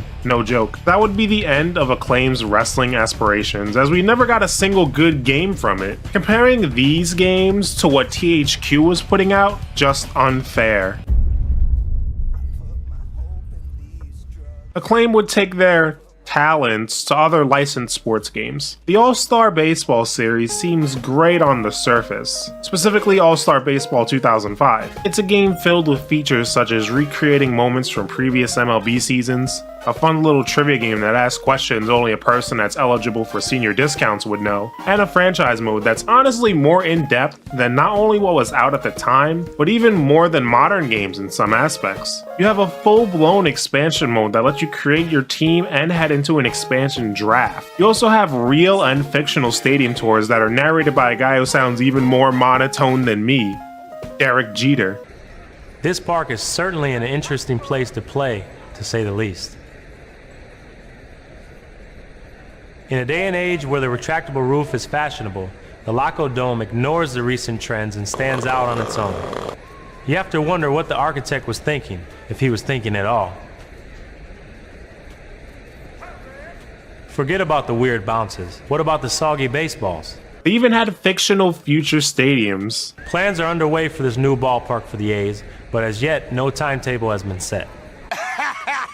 There's even a mode where you pick players from a lineup and play a pickup game in a cornfield or a sandlot, which is a shout out to Field of Dreams and the Sandlot movies respectively. So you might be thinking this is a really great game. Well, there's just one problem with that. The actual gameplay is terrible. Yeah, it's more of that Acclaim jank. The ball just teleports to the glove and everyone squats like a girl peeing in public. The choice for this fielding camera where you can't tell what on earth is even happening is terrible, but fitting. You can turn it off, but even a standard camera is hard to see what's going on. Just a sad scene to have all this cool stuff get wasted on this game. You have to wonder what the architect was thinking, if he was thinking at all. You know, Derek Jeter was on the cover for multiple All-Star Baseball games. I would ask why he would associate himself with garbage like Acclaim, but he did wear a Yankee uniform for his career, so he's probably used to it. Acclaim would make NFL games as well with their NFL Quarterback Club series. This series, as far as critical reception goes, is more up and down than a kid in a bouncy castle. Some titles received dreadful scores and some received pretty good ones. To me, these games are, to put it simply, nothing special at all. Taking a look at Quarterback Club 2002, there's no Acclaim jank here. Got a man in the end zone. Mostly. It's just very, very bland. The best thing about them is the quarterback challenge, but besides that, there's nothing here besides a season mode that's so bare bones you could find it in a cemetery. At least you can knock over the ref. The series stopped after Quarterback Club 2002, which is a good thing, because I think this series stood no match for the football games that were out at the time, and the football games that were coming out eventually. It would be like sending a 4-year-old to fight Superman. Out of the 3 major North American sports, the closest thing Acclaim has made to something that's good between the 3 of them are some select NFL Quarterback Club and All-Star Baseball games. And I'm being generous by saying that, because I feel like none of them were great, and none of these games are revered in gaming circles, sports gaming circles, or even baseball/football gaming circles. Looking outside the 3 major North American sports isn't a different story, unfortunately. Jeremy McGrath's Supercross is regarded as one of the worst games in general. It's ugly, sounds awful, and looks like they hired a guy from Fiverr to make the cover. Where are you driving anyway? It looks like the planet Earth after the meteor that killed the dinosaurs landed. Also, you gotta love those pop-in trees.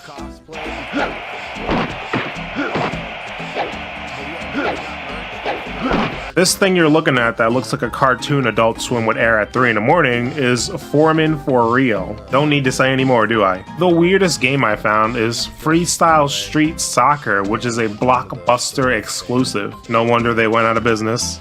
Both of them. The closest that Acclaim got to making a widely regarded good game was their Tony Hawk ripoffs. Well, some of them anyway. Aggressive Inline and Dave Mirra Freestyle BMX 2 are actually good games that are really enjoyable to play even for today's standards. The only thing I don't like about them is some artistic choices, like Aggressive Inline having these giant roaches that you squish, and Dave Mirra 2 seemingly takes place in a reality where all life on Earth has been eradicated, except Dave Mirra and his bike.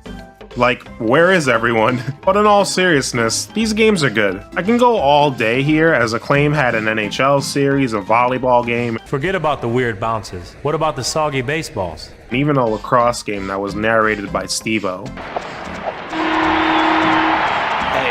my mother plays better defense than you. The Buffalo Bandits won, and the New York Saints, nothing. You know, I made that up, but I'm not completely sure it's untrue. Well, anyway, we need to move on.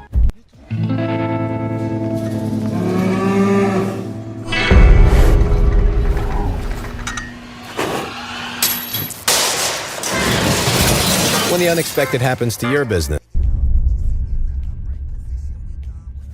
The final thing I want to talk about is the absurd, idiotic controversies that surrounded Acclaim. I've already covered the NBA Jam stuff, but Acclaim was bleeding money like Eddie Guerrero when he went up against JBL. In order to get some buzz for their games, they did some desperate publicity stunts. One of these stunts is using homing pigeons, who are decked out in Virtual Tennis 2 logos, to fly on the court during a tennis match. Strange. Now, with the release of Burnout 2 coming, what would be the best way to advertise it? Well, if you thought paying for people's speeding tickets, then I have to ask if your walls are padded. The UK government put a stop to this. I mean, would they have paid for people's funerals too? Speaking of funerals, in order to advertise Shadow Man: The Second Coming, I know, it's not a sports game, but shut up. Acclaim offered to buy tombstones to advertise the game. Here lies Shadow Man: The Second Coming, available now for PS2, GameCube, and Xbox. Like, what is going on here? An Acclaim spokesperson said the video game industry is the fastest growing segment of the entertainment industry. We're always looking at new ways to reach an audience, and because it's for games, we can have a little fun. I'm not an expert on advertising, but encouraging people to commit vehicular manslaughter is probably not a good advertisement strategy. Then there's the most controversial game that Acclaim would ever release, named BMX XXX. Instead of a game that relies on its, you know, good gameplay, these guys went with the edgy, crude route. Hot salty nutsack! I got a hot salty nutsack! Wanna ride me like a bike? I sit on your face and pet your ears. Nudity, dog humping, and everything in between.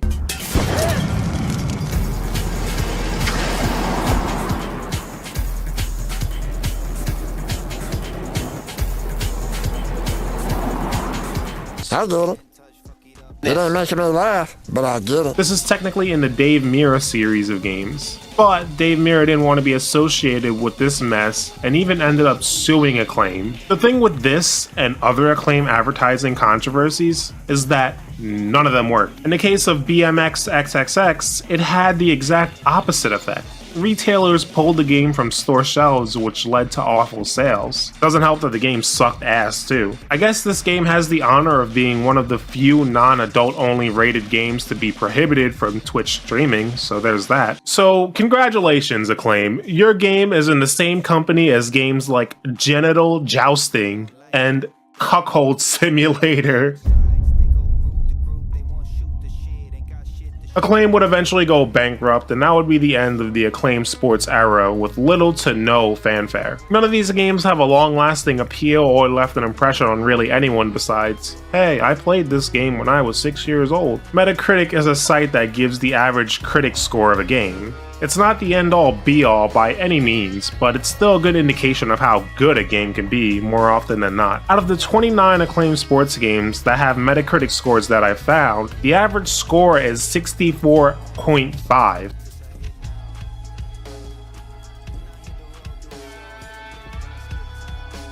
That number isn't impressive at all on its own, but take into consideration that I didn't count the handheld versions of games like the awful Legends of Wrestling 2, and I only counted the highest rated port of the game, which is important because there have been some terrible port jobs, especially on the Dreamcast versions of games. And I counted the Burnout games, even though I personally don't consider those sports games. I gave every single advantage I could, and we still have a bad score. I looked at mostly every EA Sports game that has a Metacritic score until the year 2004, and we have an average of 85.6. What a landslide. Even more of a landslide when you consider that I used 46 EA Sports games compared to the 29 Acclaim games. Even compared to Sega, they fall flat. Sega has an average Metacritic score of 84.6 with 25 games. Midway Sports, the company that Acclaim stole the NBA Jam franchise from, scored a 74.2. Acclaim's highest scoring game was Burnout 2, which shouldn't really count anyway, like I said, but whatever. And the lowest one is Paris-Dakar Rally. The bottom line with Acclaim Sports is that they were a poor company that made poor games that sold poorly, and it led to this painfully poor post-mortem. Jokes and alliteration aside, this is actually quite sad for a number of reasons. While a lot of these games were nothing special, a lot of them had interesting features and aspects that even modern games don't even have today. And you know what? Despite the quality of these games, there's nothing wrong with more options and competition. The fact that we have no other choice for a football game or a baseball game or even a boxing game is a little sad. Sony's sports games weren't anything special until they found their groove with the MLB The Show series. Maybe Acclaim could have done the same. Nicely received. Bounce pass, nicely received. Probably not. Now, if you'll excuse me, I'm gonna go on a GTA-style rampage, and I'm hoping Rockstar can pay my bail. Forget about the weird bounces. What about the soggy baseballs? Wix gives you the freedom to tell your story with a professional website that reflects who you are and what you have to offer. Customize every element of your website to meet your needs and achieve your goals. Create a unique visual experience that enhances your product and amplifies your message. Expand your website with content that pushes your business forward. Share content that matters to your audience. And present it the way you envision it, from the biggest ideas to the smallest details. Your website, your voice, your platform. With Chevy Equinox EV, you and your money can go further in America's most affordable EV with over 315 miles of range. Starting around $34,995. Go EV without changing a thing. Chevrolet, together let's drive.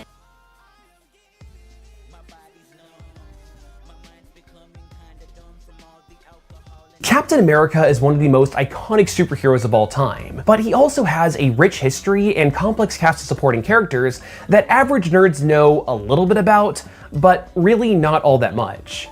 As I started making a bunch of Captain America videos, I really fell in love with this corner of the Marvel Universe that I never actually paid attention to. And one of the most interesting aspects of it are all the various people that have been Captain America over the years, and the reasons both in-universe and behind the scenes as to why.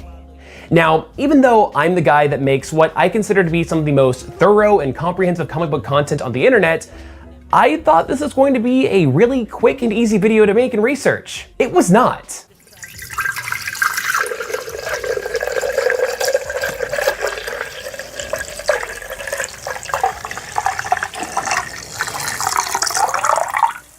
See, I thought that I knew pretty much everything going in, but as I kept reading, I kept finding more and more people and things to talk about, which was definitely driving me insane. So, okay, ground rules, because yes, apparently there needs to be ground rules.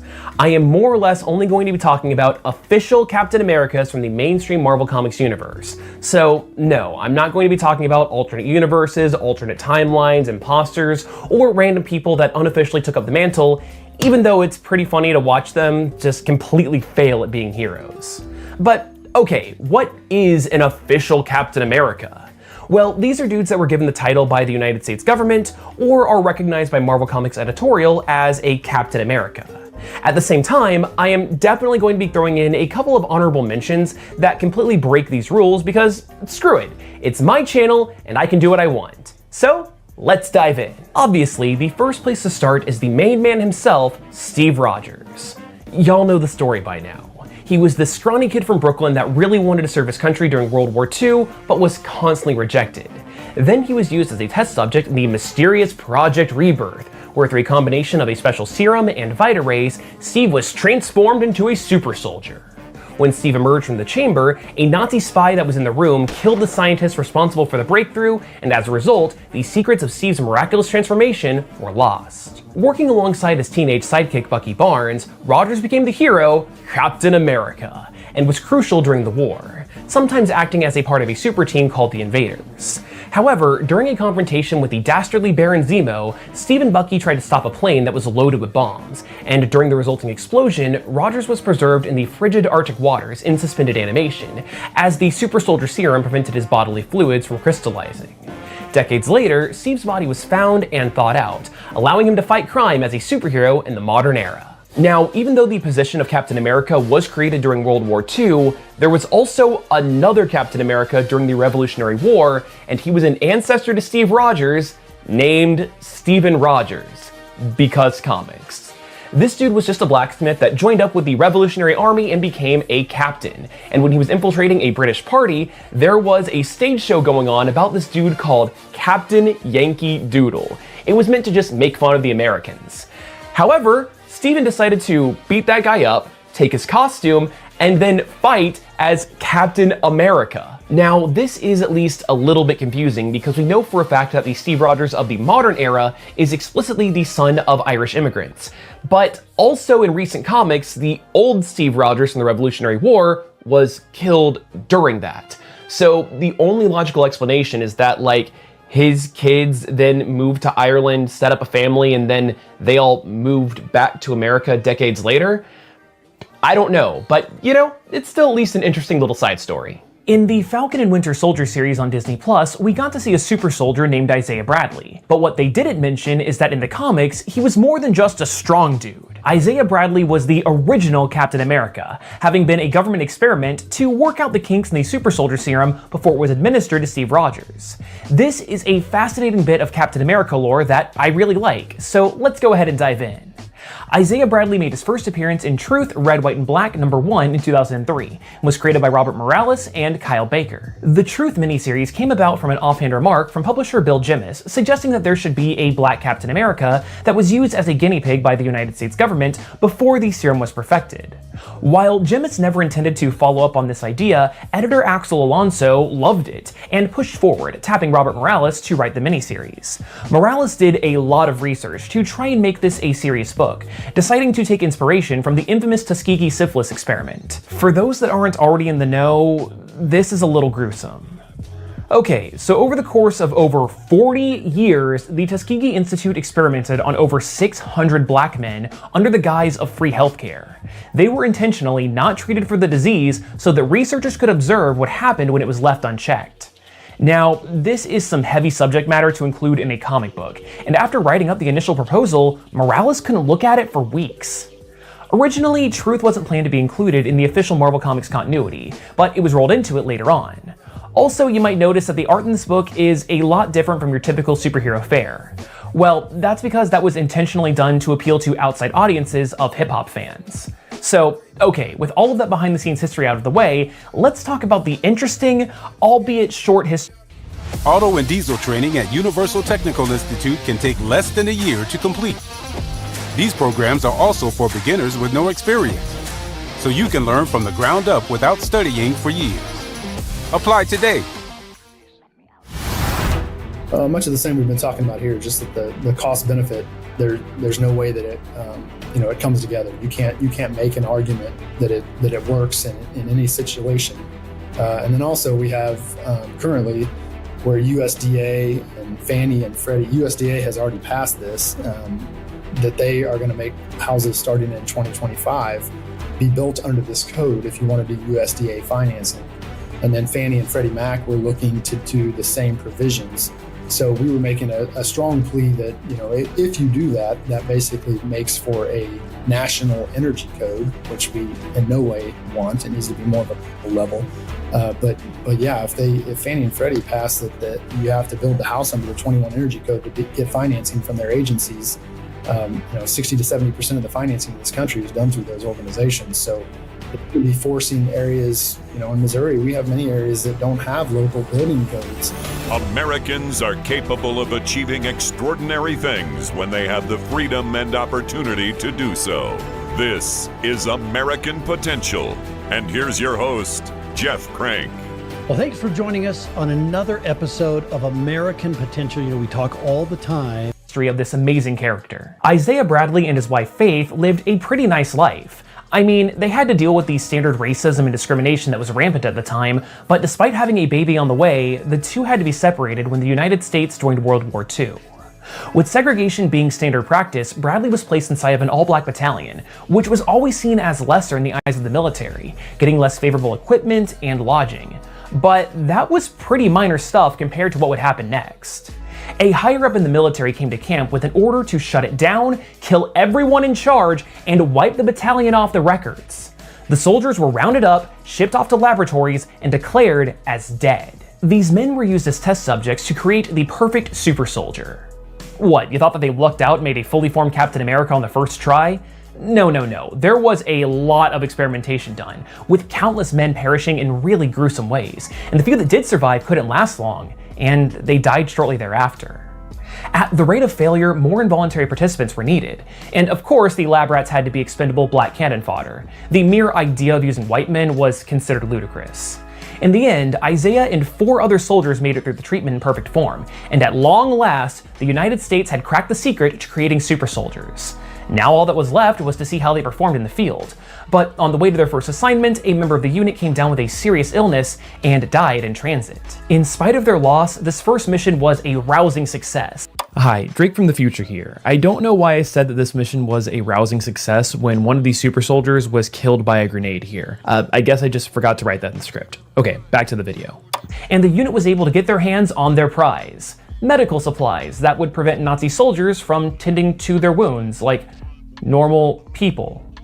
While waiting for their next assignment, the squad's racist handler excitedly told one of the troops, Maurice, that his parents had become overwhelmed with grief when they were told that their son had died in the line of duty, and that his father killed his mother before taking his own life.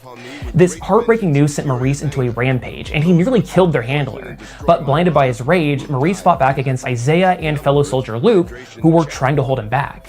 Maurice threw Isaiah off a cliff and smashed Luke's head in, ultimately meeting his own end when he was shot by their handler. Now, after the serum was refined, Steve Rogers went through the Super Soldier program, and the United States government was excited to show him off as the face of patriotism, releasing a comic book series as propaganda before he was put out into the field. And fun fact, this is the original Captain America comics put in universe. Steve was meant to lead the trio of black soldiers as Captain America, but due to his flight being delayed and the incident with Maurice, their first operation was in complete disarray. Desperate for this mission to be a success, all eyes turned to Isaiah, who was in recovery after surviving the fall. Still in bandages from his injuries, Bradley was tasked with his suicide mission, which as a good soldier, he accepted without hesitation.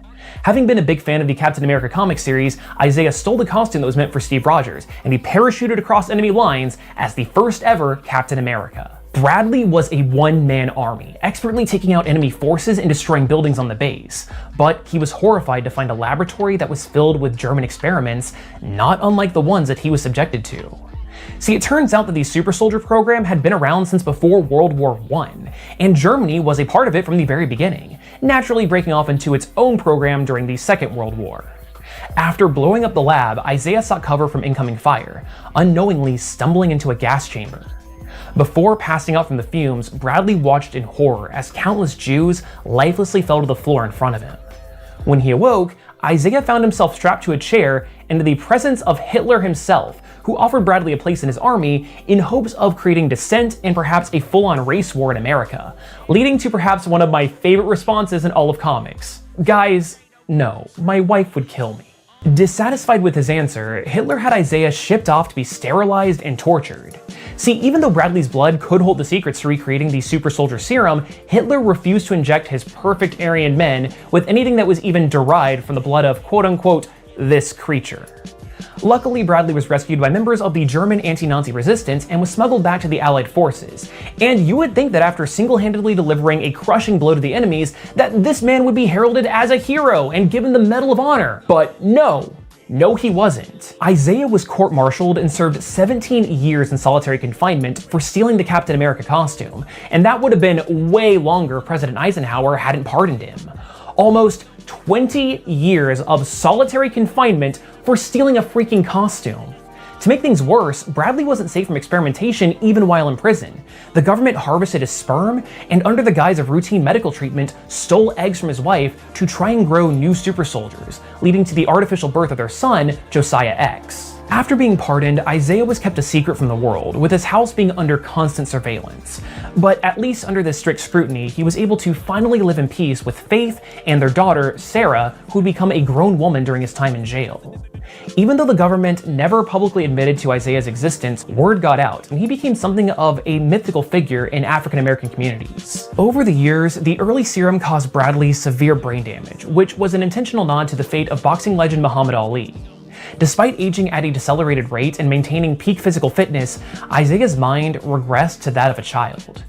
Because of this, Isaiah Bradley isn't seen that much in Marvel Comics, mostly just making brief cameos and small appearances, but his impact on the history of the Marvel Universe cannot be overstated, and his legacy continues with his son Josiah X, who continues to fight crime as the hero Justice, and his grandson Patriot, who is a significant member of the Young Avengers. Oh, and quick thing before we move on. I said that he was created before Steve Rogers. I based that off of the original miniseries that he was introduced in, and it's been brought to my attention that I misinterpreted a section. In my defense, that scene in particular is really awkwardly worded, but other comics that have since come out have made things explicitly clear. That's totally my bad for not being as thorough as I normally am for my content, but hey, all the more reason to actually support the industry and read stuff for yourself instead of just listening to a dude regurgitate stuff. But please keep watching this in the rest of my videos though, I really need to pay rent. Okay, so remember how I mentioned that Steve and Bucky were seemingly killed in that explosion during World War II? Well, that was actually a retcon that was added to the lore decades later. See, even though World War II ended, Marvel continued to make Captain America comics, even though Steve's entire thing was fighting in that war and a lot of the readers were actually soldiers themselves. So, as you expected, the sales started to plummet and the book was eventually canceled. Years later, Stan Lee and Jack Kirby entertained the idea of bringing Steve Rogers back to Marvel Comics, but decided to test it out by having a villain named the Acrobat impersonate him. This was meant to gauge fan interest, with Stan explicitly writing at the end of the issue, you guessed it, this story was really a test to see if you too would like Captain America to return. The response must have been pretty damn good, since that following year was when Rogers was brought back, complete with that new backstory about the exploding plane and being frozen. But wait just a darn minute, that's a plot hole. What if we told you that 1440p and 4K is actually obtainable on somewhat of a budget? This right here is a gaming PC featuring the RX 6800, which is an absolute steal right now on the used market, and honestly makes some of these newer cards that are coming to the market not really worth it if you're willing to buy used. But today's video is also sponsored by our friends at Cooler Master. They want us to build an awesome gaming PC inside the TD500 Mesh V2 and their Hyper 622 Halo Black Air cooler. Big shout out again to Cooler Master for sponsoring this video. They produce some really high quality components for putting together an awesome gaming PC using their cases, power supplies, and cooler. How could it possibly make sense that Steve was frozen before the end of the war and was still working as Captain America after it ended? Well, simple. The post-World War II Captain America wasn't Steve. That's right, because of the retcon, there needed to be another retcon.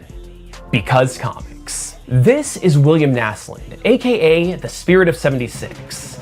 Okay, so I know that his name is a Revolutionary War motto that references how the United States was founded in 1776, but every time that I hear the name the Spirit of 76, I totally just imagine some sort of disco ghost straight out of Scooby-Doo. Just me? Anyway, much like how the United States had the invaders during World War II, the UK had their own team called the Crusaders, and Naslund was their lone American. He didn't have any powers though, just a bulletproof cape. Well, the team eventually disbanded and William kept fighting with the Allies, but when Steve and Bucky were apparently killed, President Truman didn't want anyone to know, thinking that it might lower morale. So the solution was simple. Naslund would just take up the mantle instead, with a kid named Fred Davis coming on as his Bucky. As a part of being the new Captain America, William also took up his place within the invaders, staying with them after the war when they rebranded to the All-Winners Squad. But during a conflict with a deadly android, William was killed. Also on the scene was a man named Jeff Mace, who fought Nazis as the Patriot.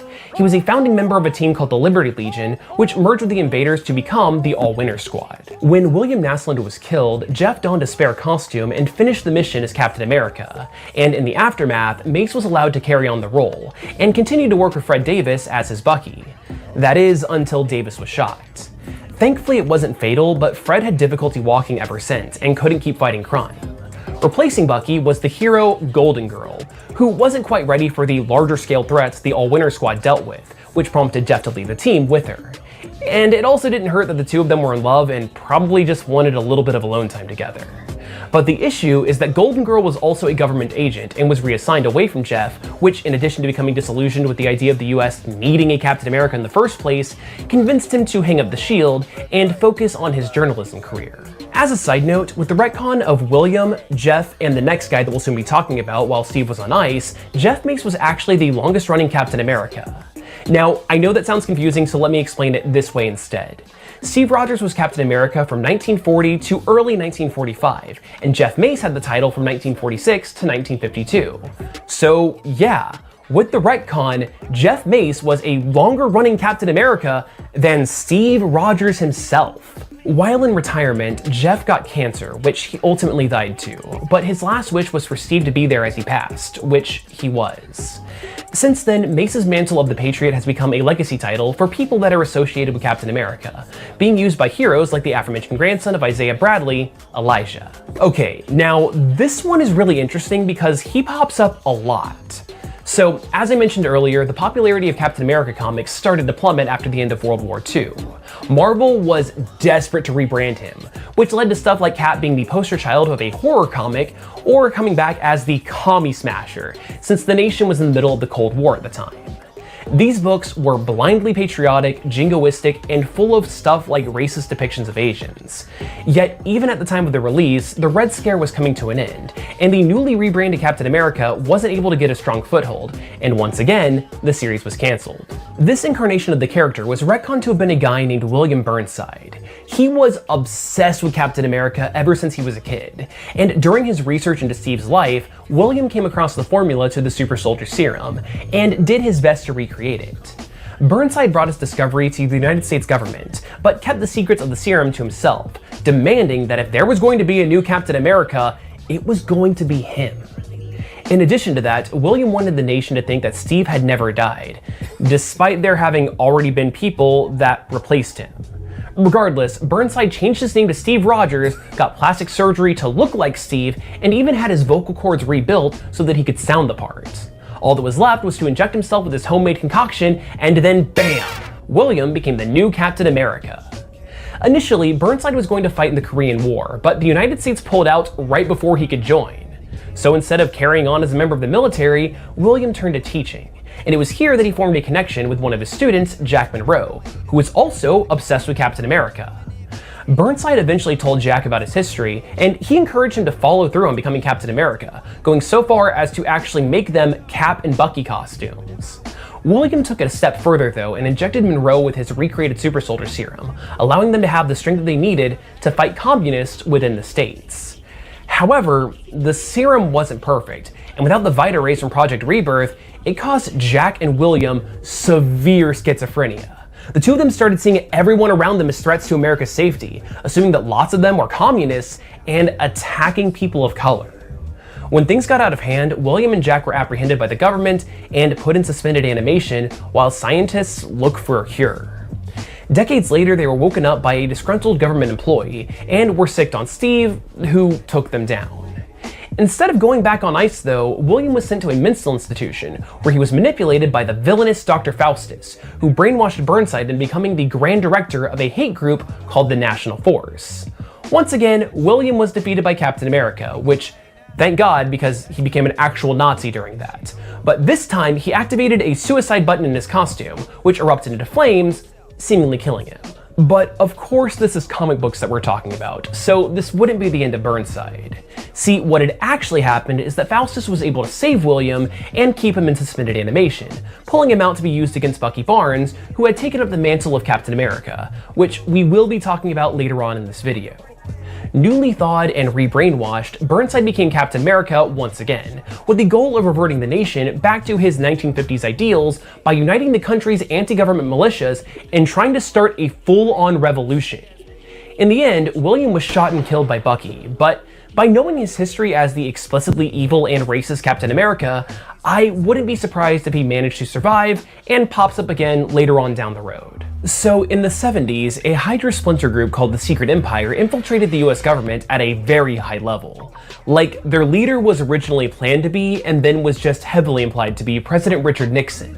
As a result, Steve became disillusioned with what the United States had become, and decided to quit as Captain America to instead become a nomad, the man without a country. In the meantime, random folks tried to take up the mantle, and like I said at the top of the video, they sucked at it really bad. Well, a kid named Roscoe Simons wanted to take a crack at it as well, but unlike the rest of them, he was a natural. Roscoe even got the blessing from Steve's longtime partner, Falcon, who offered to take Simons under his wing to teach him the ropes. But this was more just to show him how dangerous the superhero lifestyle was and to encourage him to quit, which he totally should have done. Yeah, looking to get revenge on his nemesis, the Red Skull killed Roscoe, which prompted Steve to drop the Nomad identity and come back as Captain America. I should mention that this entire storyline about Steve's retirement and becoming Nomad only lasted 7 issues, with Roscoe only being Cap for 2 of them. Normally I wouldn't count such a short, unofficial stint, but apparently it was significant enough in Marvel's eyes to include Roscoe on this official list of Captain Americas, so yeah, that made Roscoe important enough to include in this video. With his appearance in the Falcon and Winter Soldier series on Disney+, lots of people are wanting to know what the deal is with US Agent. In my opinion, this dude is actually a really fascinating character. So let's break him down. US Agent made his first appearance in Captain America number 323 in 1986, and was created by Mark Grunwald and Paul Neary. At the time, the Captain America comic really wasn't selling well. In this era of edgy characters like Rambo, the Punisher, and Wolverine, lots of comic fans thought that Steve Rogers was too much of a boring Boy Scout. So in response, Grunwald basically said, "You want Cap to be Rambo? Fine, but we're doing it my way." John Walker was created to be the anti-Steve Rogers, and since Steve had abandoned the Captain America mantle in the past when he disagreed with the government, Grunwald wanted him to do it again. But this time, he would be replaced by a new, blindly patriotic character to show just how dangerous that mindset can be. But hey, that's his behind-the-scenes history. What about his in-universe history? John Walker is from a military family. His brother Mike was a soldier and died in the line of duty, though we later found out that he had actually killed himself. Worried that she might lose another son, John's mother begged him not to enlist. But to John, there was no greater honor than serving his country. In basic training, Walker met two folks that are going to be making appearances later in this video. Lamar Hoskins, who would go on to become John's lifelong friend, and the love of his life until it blew up in a spectacular fashion, Callie Veers. Upon returning home from their tour, John and Lamar were approached by a representative of the Power Broker, a shady dude that would give them augmented strength. With their new powers, Walker and Hoskins decided to make a name for themselves in the superhuman wrestling circuit. But John was approached by a sleazy agent that convinced him that he could become the new face of US patriotism instead of Captain America. And thus, Walker became the quote-unquote hero super patriot. But he would only stop crimes if they were noteworthy enough to be covered by the press. To help facilitate this, John and his manager hired a team of goons to commit hate crimes while dressed as Captain America fans. This would help tarnish Steve's reputation and also make Walker look better in the process. Also, I don't have a great place to put this tidbit in the script, but I just wanted to point out that Super Patriot uses an energy sword that is modeled after the Statue of Liberty's torch. I just thought that was neat. While Walker was off doing his own thing, Steve Rogers was not having a great time. See, the government wanted direct control over his actions, and Steve was not about that. As a result, Rogers abandoned the Shield, and the government used that as an opportunity to replace him.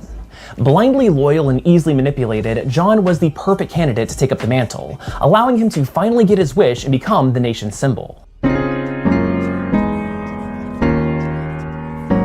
While Walker became the new Captain America, Lamar was hired to be his sidekick, Bucky. The two of them also led the Freedom Force, a group of ex-criminals that were made into special forces, kind of like the Suicide Squad over at DC Comics. In addition to that, the government enlisted the help of convicted supervillain Taskmaster to put his trademark photographic reflexes to work and teach John Steve's moves. With all this training, Walker actually made for a pretty competent Captain America, but don't count Steve Rogers out.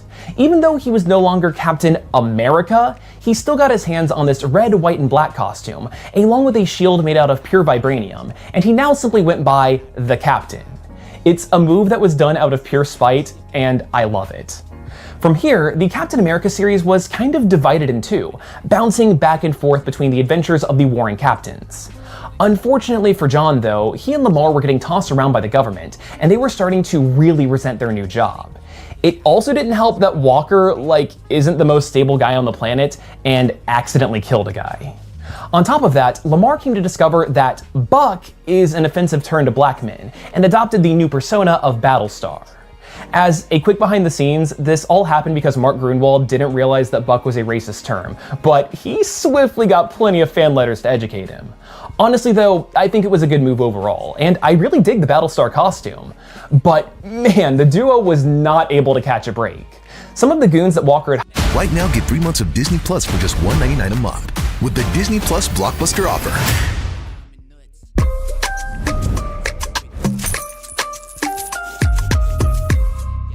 hired during his Super Patriot days went deeper into crime, trying to lash back at him.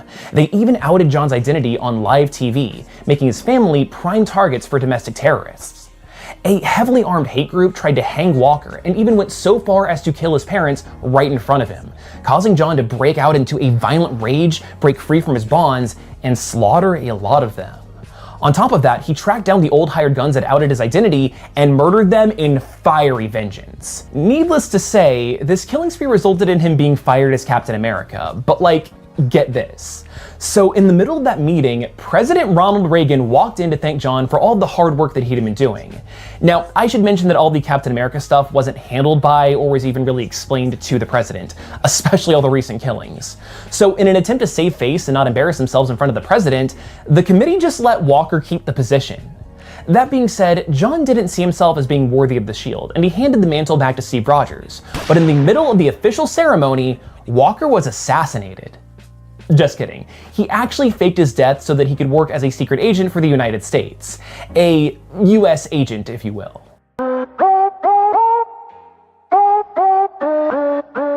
In order to have better control over Walker and not have him linked to his past life, the government put him through plastic surgery, had his memories altered, and gave him the new identity of Jack Daniels. So, wait a second, he went from being named after one whiskey to another? That cannot be a coincidence. The rest of this video is going to be a lot of fun. So you might have noticed that as US Agent, Walker, or Daniels, is sporting the black outfit and shield that Steve used as the captain. Straight up, I'll be real. Even though I read through a ton of comics as research for this video, I couldn't find an official explanation for how he or the government got their hands on Steve's old gear. And all the official guides and handbooks that I read also didn't mention it. So if you know, then please politely tell me about it down there in the comments below. Anyway, US Agent's first assignment was being made the leader of the West Coast Avengers, which naturally put him in conflict with its then current leader, Hawkeye. Outraged, Clint left in frustration and ended up becoming the leader of the Great Lakes Avengers. But ever since that moment, Hawkeye and US Agent have hated each other. But if I'm going to be honest, even though US Agent was a prominent member of the team, he really didn't do much in the West Coast Avengers, mostly just existing to be the straight-laced, hard-ass leader and cause conflict as he butted heads with his teammates. That's why it's no real surprise that once the United Nations pulled their involvement with the team and he wasn't forced to be there, US Agent was voted to be moved off of active duty, and then he just straight up quit in protest. Not too long after, US Agent had his memories properly restored, so thank God I can stop referring to him as Jack Daniels. That was pretty dumb. But still, Walker was more or less a government lapdog and was tasked with killing Spider-Woman on their behalf.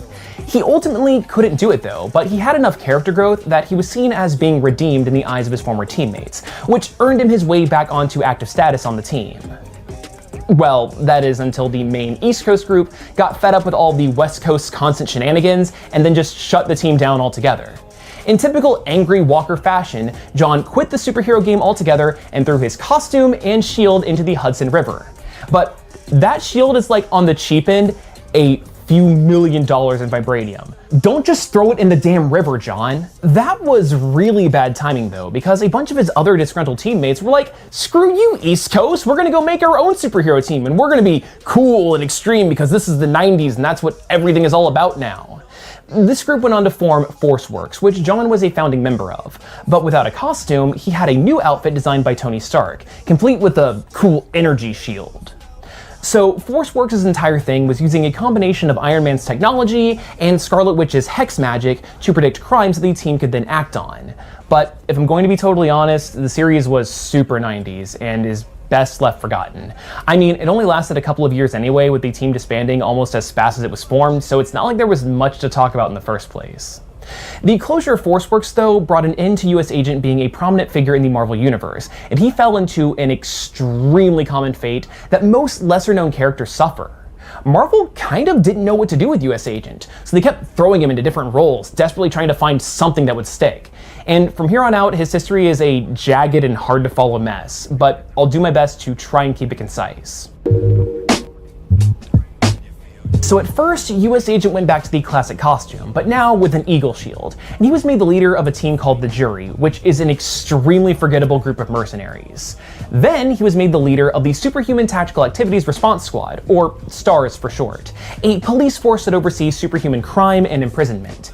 He also got this new Judge Dredd style costume with a shield that's half metal, half energy, so it's a good compromise. And he also got this new lightsaber in the form of this energy baton that also had this scene that's like straight out of the Phantom Menace. Walker's ex-girlfriend, Kelly Veers, was put onto STARS in a leadership position, but in all actuality, she was working as an undercover triple agent, working for S.H.I.E.L.D. in order to uncover a conspiracy where the power broker, the dude that gave John his powers all those years ago, was using mind control bugs to take over STARS and members of the United States Senate.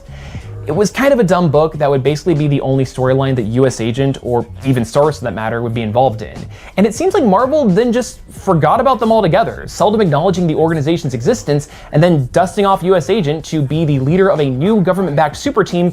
The auto and diesel programs at Universal Technical Institute were created with industry input from manufacturers that know what it takes to become a skilled technician.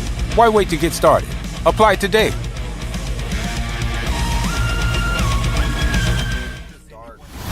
We designed these laws for bricklayers, but we now have software engineers that have to still live. Called the Invaders. Except here's the thing. This group was actually formed by Captain America's arch nemesis, the Red Skull, who had become the Secretary of Defense under the extremely clever anagram Del Rusk. With the invaders, Walker unofficially took up the mantle of Captain America once again, and now has a shield that opens up into a star that's engraved with the names of 9/11 victims. The invaders overthrew the fictional country of Mazikandar, and after being purged of the Red Skull's influence, they fought against a terrorist organization called Axis Mundi. But after the invaders took them down, losing one of their teammates in the process, the invaders were disbanded, and Walker was, once again, stranded with nothing to do. For a little while, US Agent worked as a member of S.H.I.E.L.D., who loaned him out to the Canadian superhero team Omega Flight. I also just love how this is like the one team that Canada has going for them, complete with a dude that literally has a big-ass maple leaf on his costume. And to pad out the roster, they added a guy named US Agent.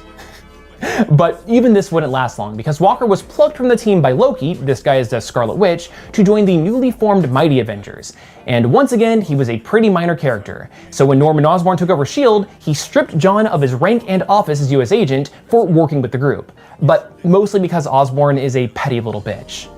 This wouldn't matter too much though, since Walker got into a fight with a bad guy named Nuke and lost an arm and a leg in the process. Despite the Marvel Universe having super badass prosthetic technology, John didn't get the hookup, causing him to be wheelchair-bound and become the warden of the Raft, New York's metahuman jail. But of course, this is comic books that we're talking about, so Walker was back in action after he was sucked into an alternate timeline and had his limbs regrown, because comics. He became the leader of a team called the Dark Avengers, but once again, Marvel instantly forgot about this and the team was disbanded off screen. The next time that US Agent popped up, he was working as a military recruiter and was drafted to join a team to fight the Scarlet Witch, who had become a bad guy, again, because comics people shift all the time. Don't worry, we're almost done, but I need to give you a quick lore dump for any of this to make sense. Okay, so Steve Rogers was drained of his super soldier serum, which prevented him from being Captain America, and so Falcon took over the role, but then Steve was restored back to normal because of this magic kid. This time around though, Steve and Sam decided to both be Captain America at the same time, but then a group of assholes wanted Rogers to have the title. So they tried to hire US Agent to remove the shield from Sam by force, until he declined, until it was revealed that they were actually working with Steve. Wait, what? Why would Rogers want Sam to stop being Captain America when he was the one that made him Cap in the first place? Well, because of comic book shenanigans, Steve was turned into a member of the terrorist organization Hydra, but don't worry, he got better. Regardless, under Hydra Cap's influence, John tried to take Sam down, but he got his ass kicked. Afterwards, he got a new position in the new incarnation of ForceWorks, but instead of trying to fight future crime, this version of the group was a government-backed special ops unit that fought back against the robot rebels when a war broke out between artificial intelligence and humanity. Don't ask. Anyway, their first mission led to them defeating a giant robot and a bunch of zombie cyborgs, but then they refused to give the government the intel that they recovered about how to make said zombie cyborgs, and so the team was forcibly disbanded. That finally brings us to the time of this recording, where US Agent is currently rocking a brand new solo series that you can pick up at your local comic shop or digital retailer. So after reading through decades worth of comic books about this guy, my appreciation for US Agent went from to wow, this is actually a really interesting character that I wish was just given consistent characterization. It really sucks that he's been super mishandled for years, and that adding him to a super team almost guarantees that it's going to be canceled not too long after. But if you get the chance, then I highly recommend reading about him for yourself, especially that original storyline where he becomes Captain America. Fast forwarding many years, Hawkeye was killed on an alien spaceship that was both summoned and blown up by the Scarlet Witch when she was having a mental breakdown. But because of further reality warping shenanigans that I absolutely do not have time to explain in this video, he was brought back to life. Well, when Barton found out about the superhuman civil war that happened while he was dead and how it led to the death of Captain America, Clint confronted Iron Man about his part in it. But Tony was all like, alright, that's fair, but hear me out. How would you like to be Captain America? Wait, what? Right, so there's this girl named Kate Bishop that's been running all across town calling herself Hawkeye. And I know that you're pretty good at aiming stuff. So, take a look at this. I found it on Steve's dead body. You want to throw it around? Dude, no. Come on. I said no. Come on, you can even wear the costume. Fine, whatever. So after playing around with the shield for a little bit, Stark was able to convince Clint to take the costume out for a spin, during which they ran into Kate and Patriot, who scolded Barton about how disrespectful it was for him to try and be the next Captain America. This, combined with seeing how harsh Tony was on these unregistered teen heroes, was enough for Barton to pass up on this once-in-a-lifetime opportunity. But as an additional screw you to Tony Stark, Barton joined the New Avengers, a rebel group of unregistered heroes, but he was adamant about not being Hawkeye anymore, so he took up the mantle of Ronin, an identity left behind by Echo. Around the same time though, the National Force popped back up once again, and its leader decided to co-opt the iconography of Captain America in order to promote their racist agenda.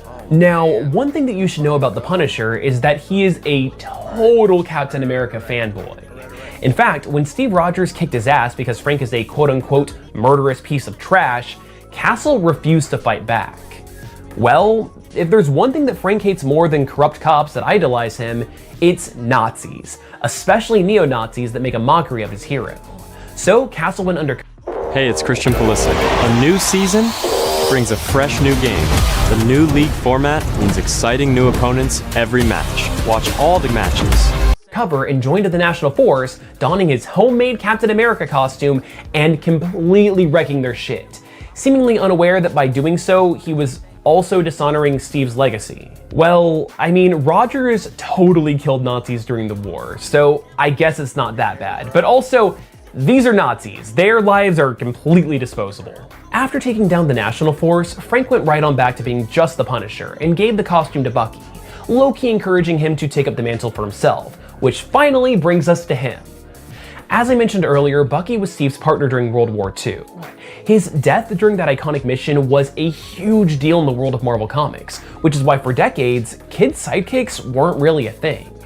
Now, this was all retconned when it was revealed that shortly after the crash, Barnes was discovered by the Russians, who brainwashed him, outfitted him with a bionic arm, and was used as an assassin called the Winter Soldier, being put back into stasis in between missions to keep him young and fresh. When Steve and Bucky finally clashed decades later, Rogers was able to use a powerful relic called a Cosmic Cube to restore Bucky's memories, which broke him free from the Russians' control. Not too long after regaining his freedom, the superhuman Civil War broke out, which Bucky abstained from. But with Steve's assassination and the aftermath, Barnes was convinced by Tony Stark to take up the shield, with Stark having received Steve's will and decided to kill two birds with one stone, since Rogers' final wishes were for Bucky to be given a second chance and for there to always be a Captain America. Armed with both a shield and a gun, Barnes was a solid Captain America, but it looked like this time was going to be cut short when Steve Rogers came back to life, because it turns out that he wasn't actually dead and he was instead just frozen in space and time, because comics.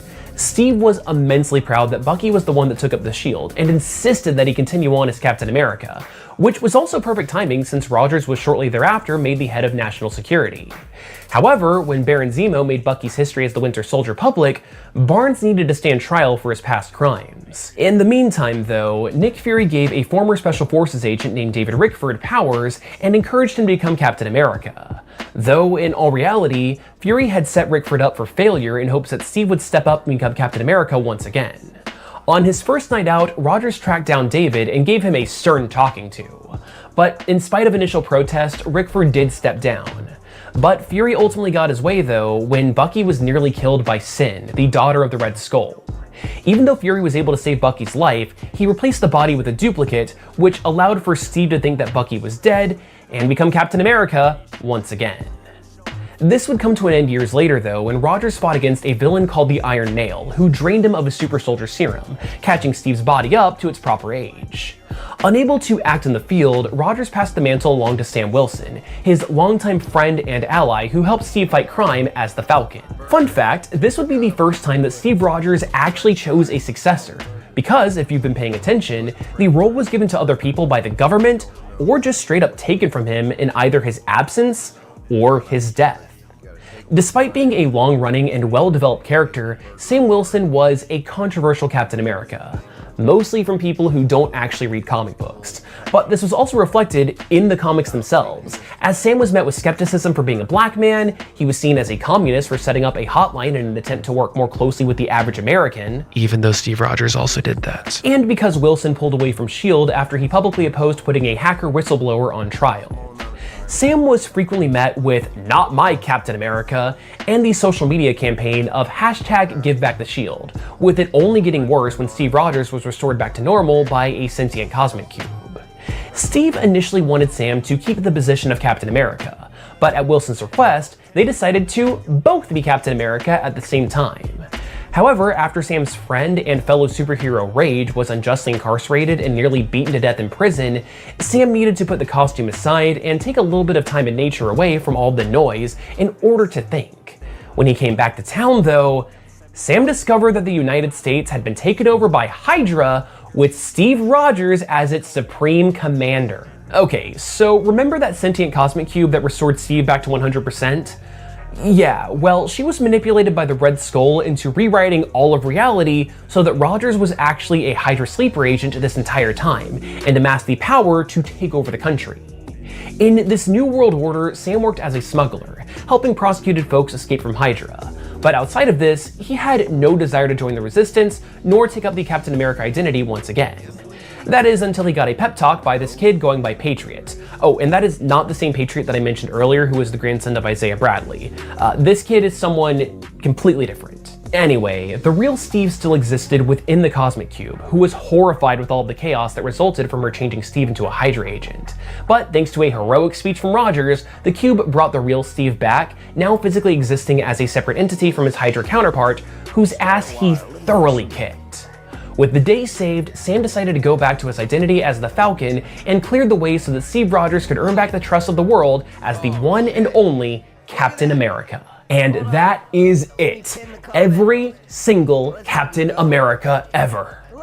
That is until Marvel decides to change things in like 2 days, which renders this entire video null and void. And yeah, since that video came out 3 years ago, Sam Wilson is now back as Captain America and is once again sharing the role with Steve Rogers. But I want to go into more detail on that in a brand new dedicated video about the history of Sam Wilson, because when I first did a video about him, that was Kraken client support. It's like soccer.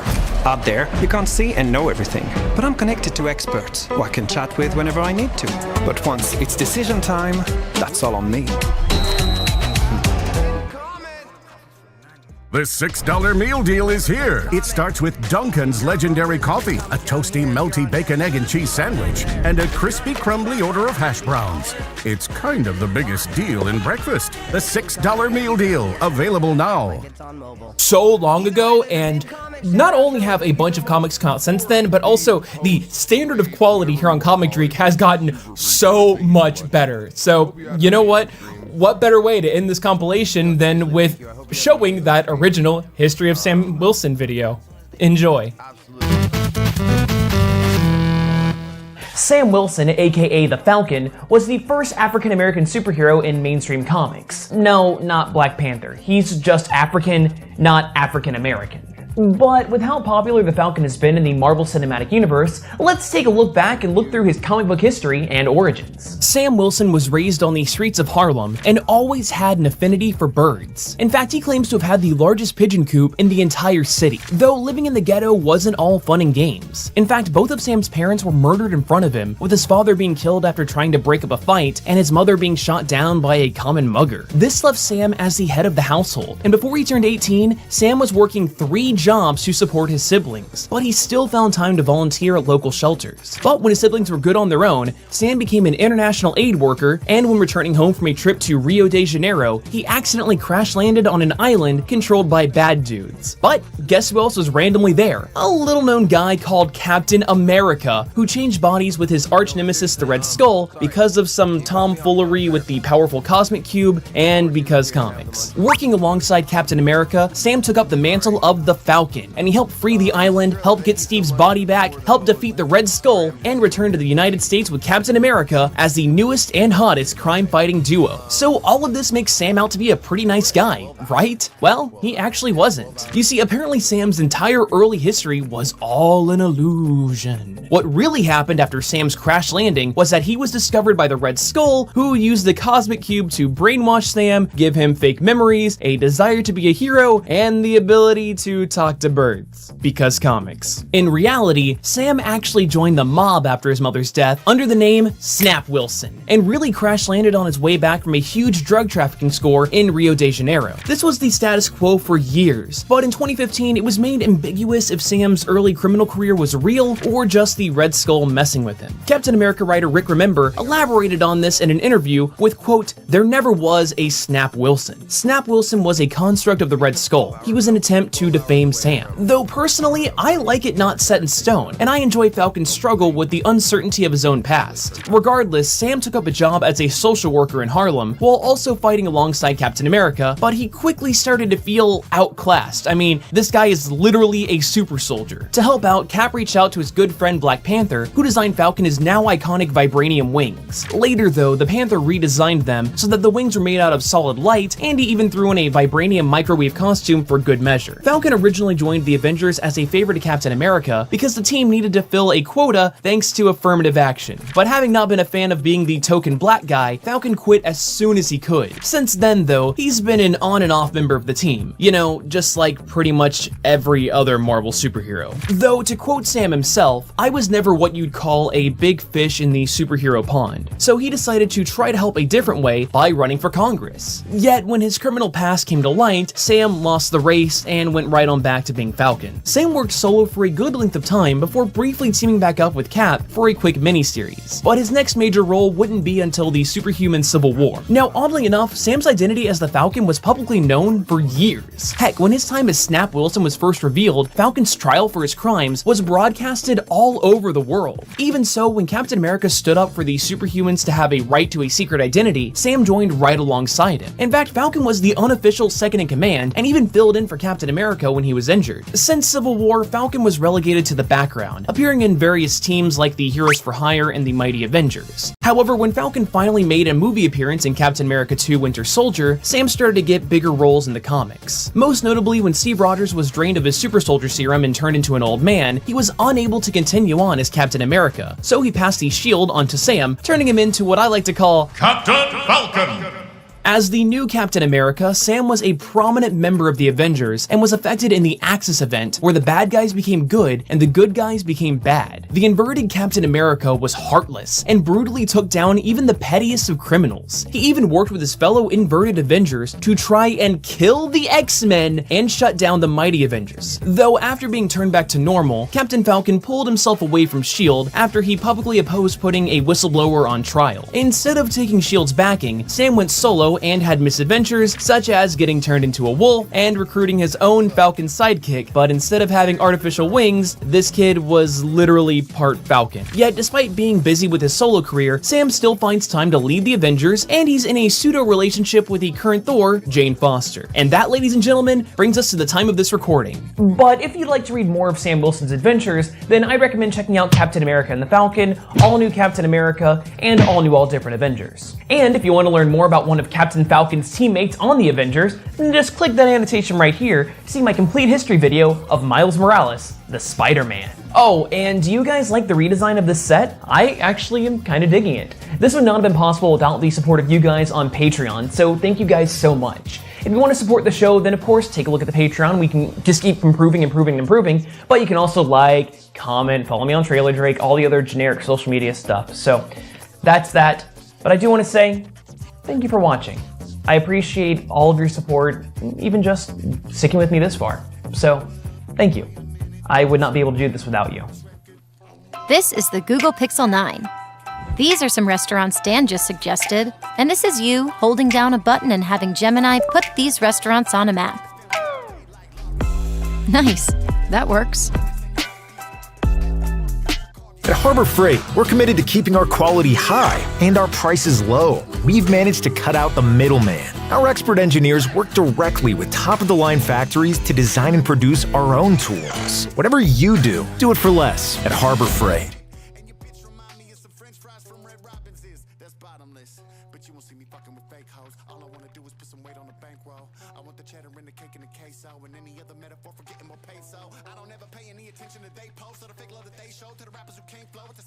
Also, I forget, do you like fries? You don't like fries. Yeah, I didn't think so.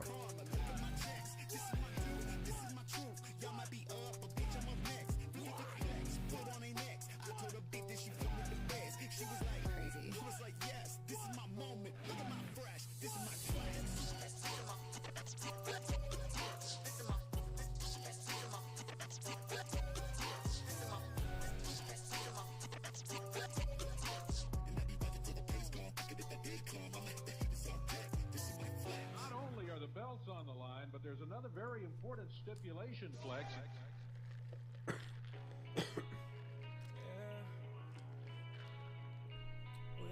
Do me, doobie. All the children march to the beat of the drum. They don't love us, all the kids are on drugs. We all want to live our dreams like rock stars strumming 6 strings.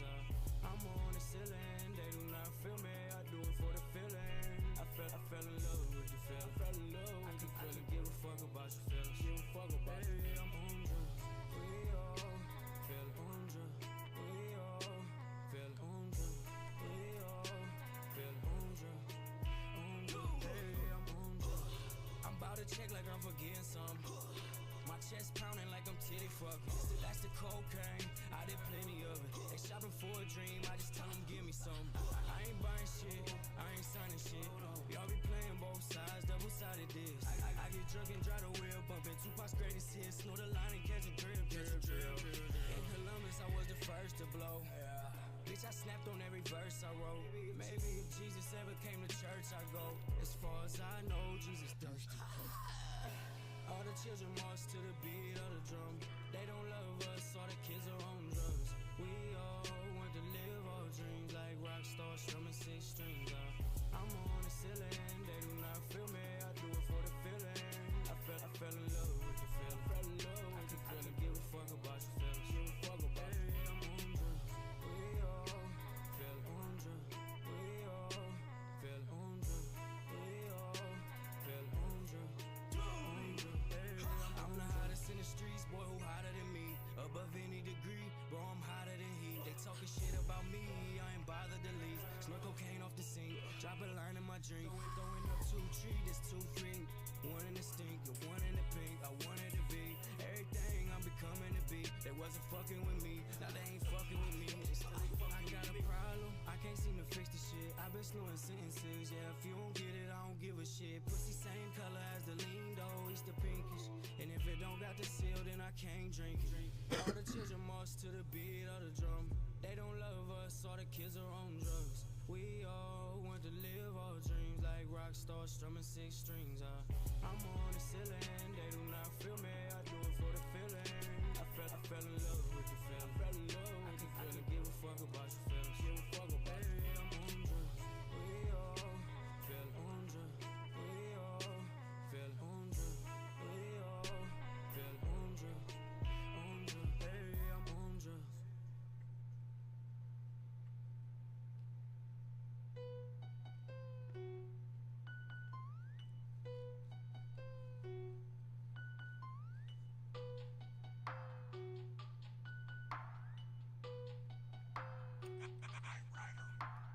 Chasing a dragon, I'm floating on clouds. I am a goat, but no gloating allowed. Where I was at, I was totally proud. Voices in my head are shouting so loud. People I love, they were holding me down. I was on drugs, I was on drugs. Fucked up on Xanax, was moping around. I was on drugs, I was on drugs. People pretended to love me back then, but were holding my head till they're hoping I drowned.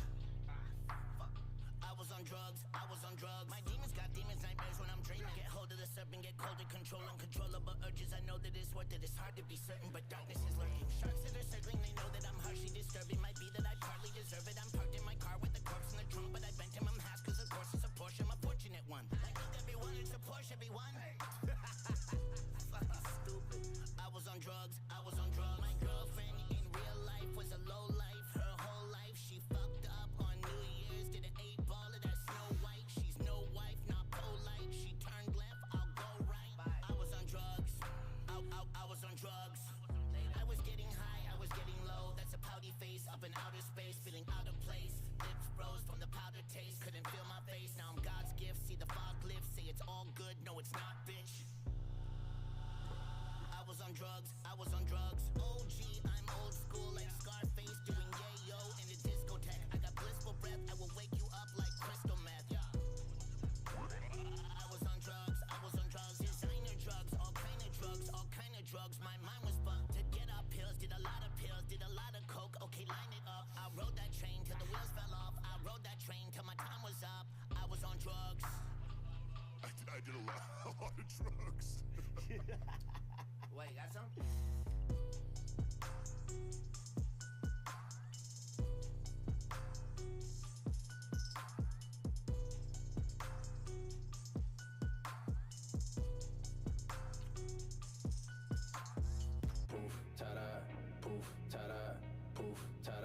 Shawty got that magic. Poof, ta-da, poof, ta-da, poof, ta-da. Baby got mad tricks. Poof, ta-da, poof, ta-da, yeah. Poof, ta-da. Shawty got that magic. Poof, ta-da, poof, ta-da, yeah. Yeah, sun shining on the patio. Rays bouncing off my paddock, yo. Lifestyle getting lavish, bro. And my chick is the baddest hoe. I mean, not hoe, I said baddest toes. Wait, not a foot fetish, look, I have to go. I know she turned on cause the kitty sound like tuna casserole and cabbage rolls in a plastic bowl. Even though they say we incompatible, she my antidote. We would rock it if we had a boat. She got talent though, and she about to make my magic pole. Vanish, have to go to the night show, I ain't Travis though. Never need a proofread when I put the pen to loose leaf. You in a close second, but I got you by a few feet. Hey. Judging me like Judy, even though you never knew me. Pockets deeper than the blue sea, and I'm lit like Gary Busey. Hey. You fucking with these goofies who be faking in they jewelry, and they talk about the Thule, but we know it's Call of Duty. I don't mean to be so douchey, but I'm thinking about that coochie, about to get lucky like Luciano, and she ain't no hoochie. Poof, ta-da, poof, ta-da, poof, ta-da. Shawty got that magic. Poof, ta-da, poof, ta-da. Yo, think he's ass. Baby got mad tricks. Poof, ta-da, poof, ta-da, poof, ta-da. Shawty got that magic. Poof, ta-da, poof, ta-da, poof, ta-da. Yeah. Baby got mad tricks. Baby got mad tricks, and she mad thick. Ass hips like elastics, nothing plastic. It bounce back like a underdog. Am I the only one she with? It make me wonder, dog. Don't let me find out you're her man too, or we gon' have to scream it out like Fat Man Scoop. I try to bottle it up like shampoo, but she see right through me like a CAT scan do. I try to break up with her, but no can do. She gon' tie me up and spank my ass with bamboo. I'm running down the street wearing nothing but sandals. I do what she wants, she just wave a hand, pull. Never need a proofread when I put the pen to loose leaf. You in a close second, but I got you by a few feet. Hey. Judging me like Judy, even though you never. You're very welcome. Pockets deeper than the blue sea, and I love I'm you lit too. like Gary Give me hugs. Busey. You fucking with these goofies who be faking in they jewelry.